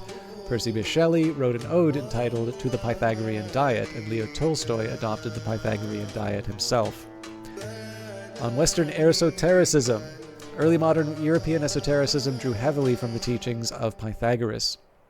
The German humanist scholar Johannes Reuchlin synthesized Pythagoreanism with Christian theology and Jewish Kabbalah, arguing that Kabbalah and Pythagoreanism were both inspired by Mosaic tradition, and that Pythagoras was therefore a Kabbalist. In his dialogue De Verbo Mirifico, Reuchlin compared the Pythagorean tetractys to the ineffable divine name Yahweh, ascribing to each the 4 letters of the Tetragrammaton a symbolic meaning according to Pythagorean mystical teachings. Heinrich Cornelius Agrippa's popular and influential 3-volume treatise De Occulta Philosophia cites Pythagoras as a religious magi, and advances the idea that Pythagoras' mystical numerology operates on a supercelestial level, a religious term used to describe a high heavenly realm used during his time. The Freemasons deliberately modeled their society on the community founded by Pythagoras at Croton. The Rosicrucianism used Pythagorean symbolism, as did Robert Flood, who believed his own musical writings to have been inspired by Pythagoras. John Dee was heavily influenced by Pythagorean ideology, particularly the teaching that all things are made of numbers. Adam Weishaupt, the founder of the Illuminati, was a strong admirer of Pythagoras, and in his book Pythagoras, he advocated that society should be reformed to be more like Pythagoras' commune in Croton. Wolfgang Amadeus Mozart incorporated Masonic and Pythagorean symbolism into his opera The Magic Flute. Sylvain Marechal, in his 6-volume 1799 biography, The Voyages of Pythagoras, declared that all revolutionaries in all time periods are the heirs of Pythagoras. Finally, on literature, Dante Alighieri was fascinated by Pythagorean numerology and based his descriptions of hell, purgatory, and heaven on Pythagorean numbers. Dante wrote that Pythagoras saw unity as good and plurality as evil. And in Paradiso 15:56-57, he declares 5 and 6, if understood, ray forth from unity. The number 11 and its multiples are found throughout the Divine Comedy, each book which has 33 cantos, except for the Inferno, which has 34, the first of which serves as a general introduction. Dante describes the 9th and 10th Logias and in his 8th circle of hell as being 22 miles and 11 miles respectively, each corresponding to the fraction 22/7, which was the Pythagorean approximation of pi. The Transcendentalists read the lives of Pythagoras as guides on how to live the model life. Henry David Thoreau was impacted by Thomas Taylor's translations of Iamblichus' Life of Pythagoras and Stobaeus' Pythagorean sayings, and his views on nature may have been influenced by the Pythagorean idea of images corresponding to archetypes. The Pythagorean teaching of Musica Universalis is a recurring theme throughout Thoreau's magnum opus, Walden.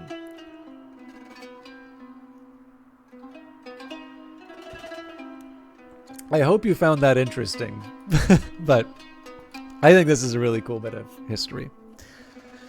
Stories about the strange powers of the scientist General Antigonus the Scientist have reached the court. According to rumors, he has been seen in several locations at once and can speak to creatures in their natural tongues and is known to make astounding predictions. There's a rumbling dissent among his followers. If General Antigonus the Scientist is seen as a divine figure, what is to keep him from the throne? So he can stay, but he needs to be watched. Ooh, I don't want to become frivolous.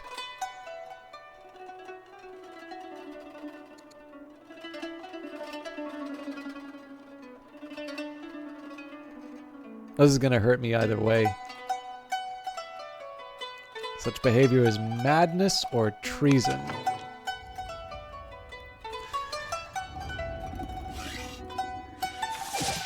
I'm gonna do that differently.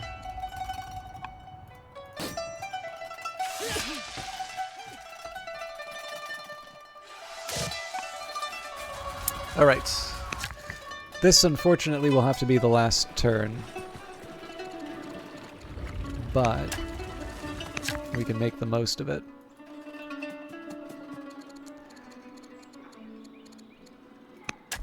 52 a turn out of that mine. Looks good to me.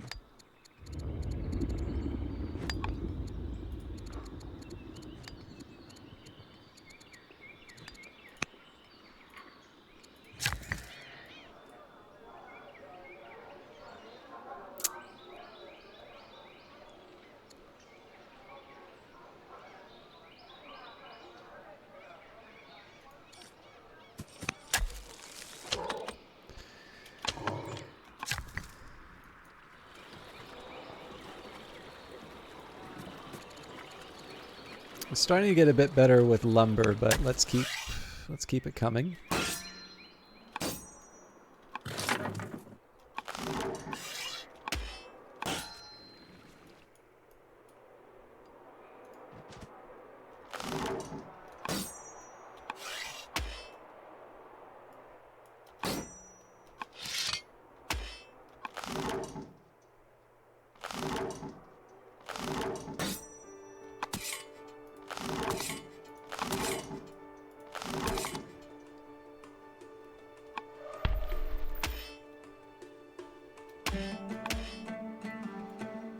I figure we'll get everybody in position first, and then we'll think about what the next step is.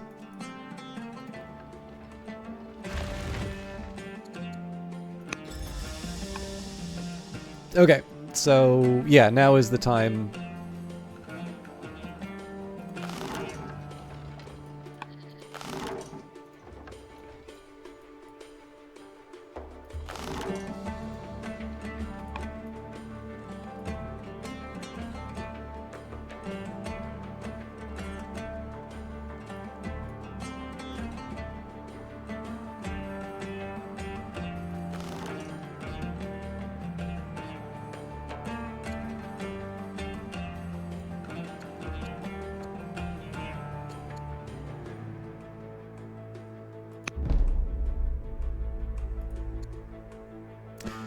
So I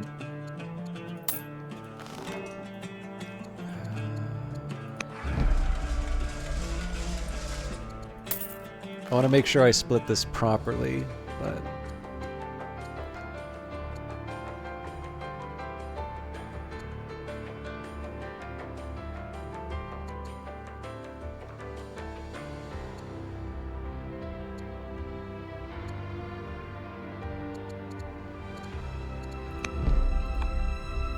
now this hill might actually give it the range it needs.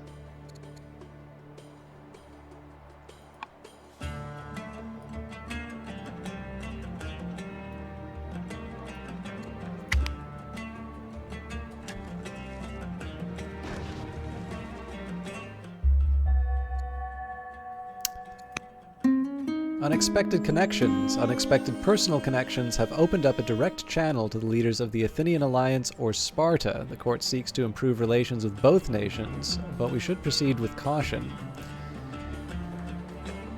We can send money. Yeah, we're not going to do any of that. Alright, let's pick a technology. We're still waiting for 7 seasons on these things.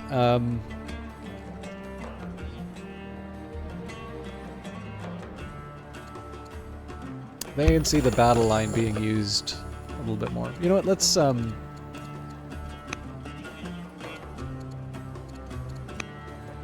get a few other tasks done.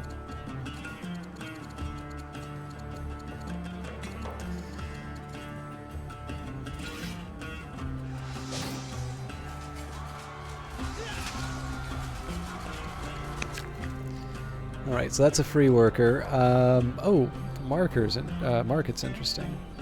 Don't have any harbors though, so it doesn't really count for anything. I do need to start getting the food under control though. I am actually slightly tempted to put down. So here it's recommending a Shrine of Hades. I can't say I agree, but we should get an adjacency bonus for a farm. Oh, we get an even better adjacency bonus here.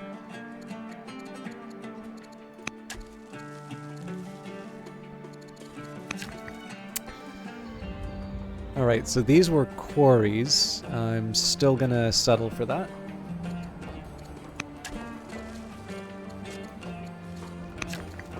This worker...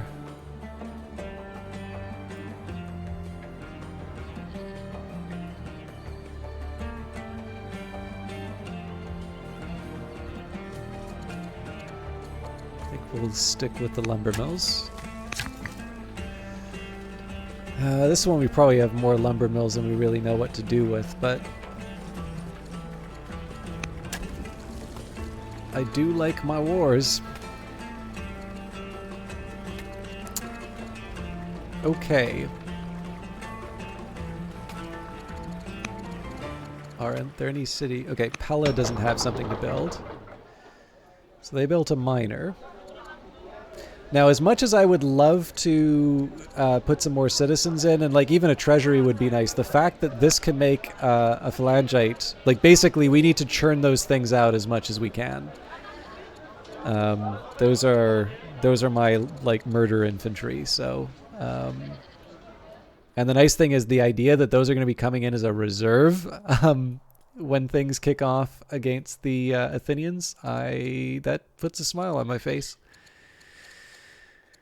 Okay, so I'm thinking the remaining steps really are military matters. Like I because I spent so much time talking about Pythagoras, I do kind of want to spend some more time in the game. But the thing is that this is going to just wouldn't turn me until midnight. So, and I do actually feel a little bit of a soreness in my throat because of a couple of late nights. So if I want to continue doing streams, I should probably pack it in for tonight.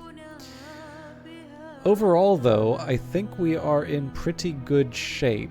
I could do with more wood. And eventually I'm going to need to get the economy under control, but...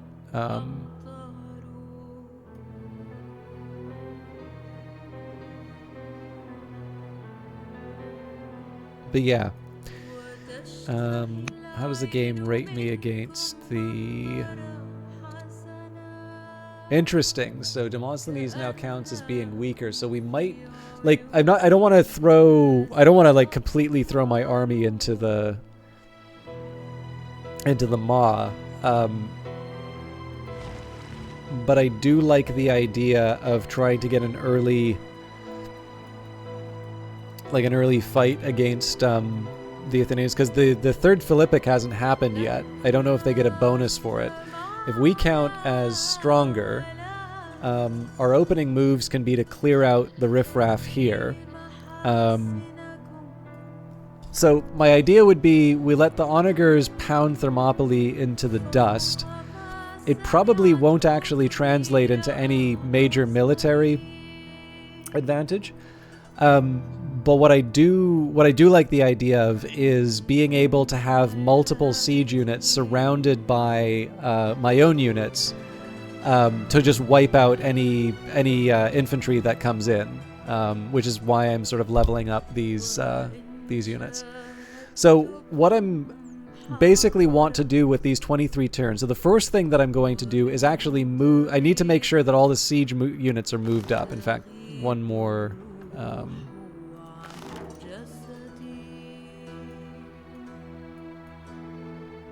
Yeah. So we're going to have 5 onagers to pound the Athenians with. I'm slightly curious if I unlimber here.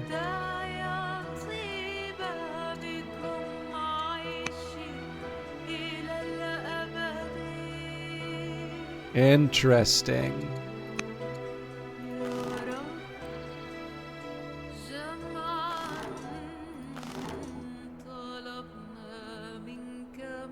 So yeah, the hills are the key.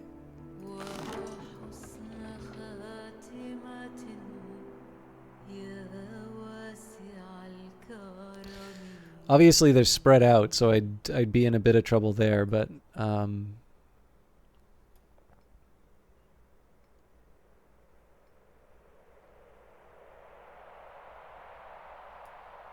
basically I get to unlimber these things and make Thermopylae sad in advance. I don't know though. Like I said, this is all going to be something I worry about next week.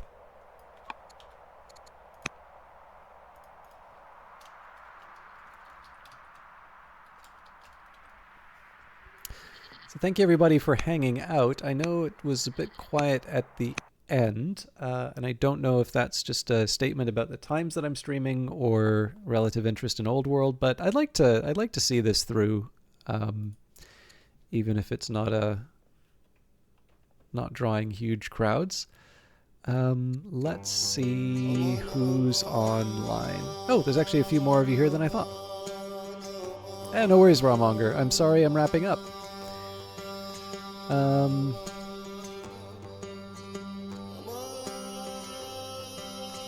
So nobody else doing Old World.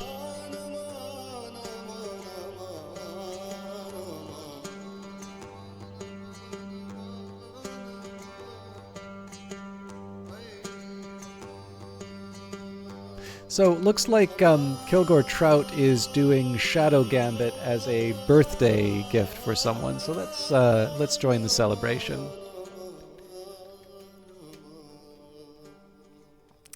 I will say I do actually have my copy of Diogenes Laertes beside me. I would have loved to read some of the Pythagoras sections, but it's just, I know, like I like reading the history. I think that's part of the game, but I also don't want to be completely self-indulgent with it. So if anybody's interested in me, I won't say all of the Greek text. So there's something I'm working towards with a bunch of these classic texts, but I have a couple of collections now of both the Loeb texts, as well as some of the stuff that I used in school, and then I've slowly been accumulating a little bit of a library of classics. And there is actually a point to some of this stuff. So if people are interested in it, I will very happily read from more of that material rather than the wikis, because we are starting to get to a point where we're repeating some things. But again, the Pythagoras stuff is just too much fun to pass up. So anyways, thank you everybody for watching. I'm going to be back Wednesday for Phantom Brigade this week, then Cyberpunk on Friday.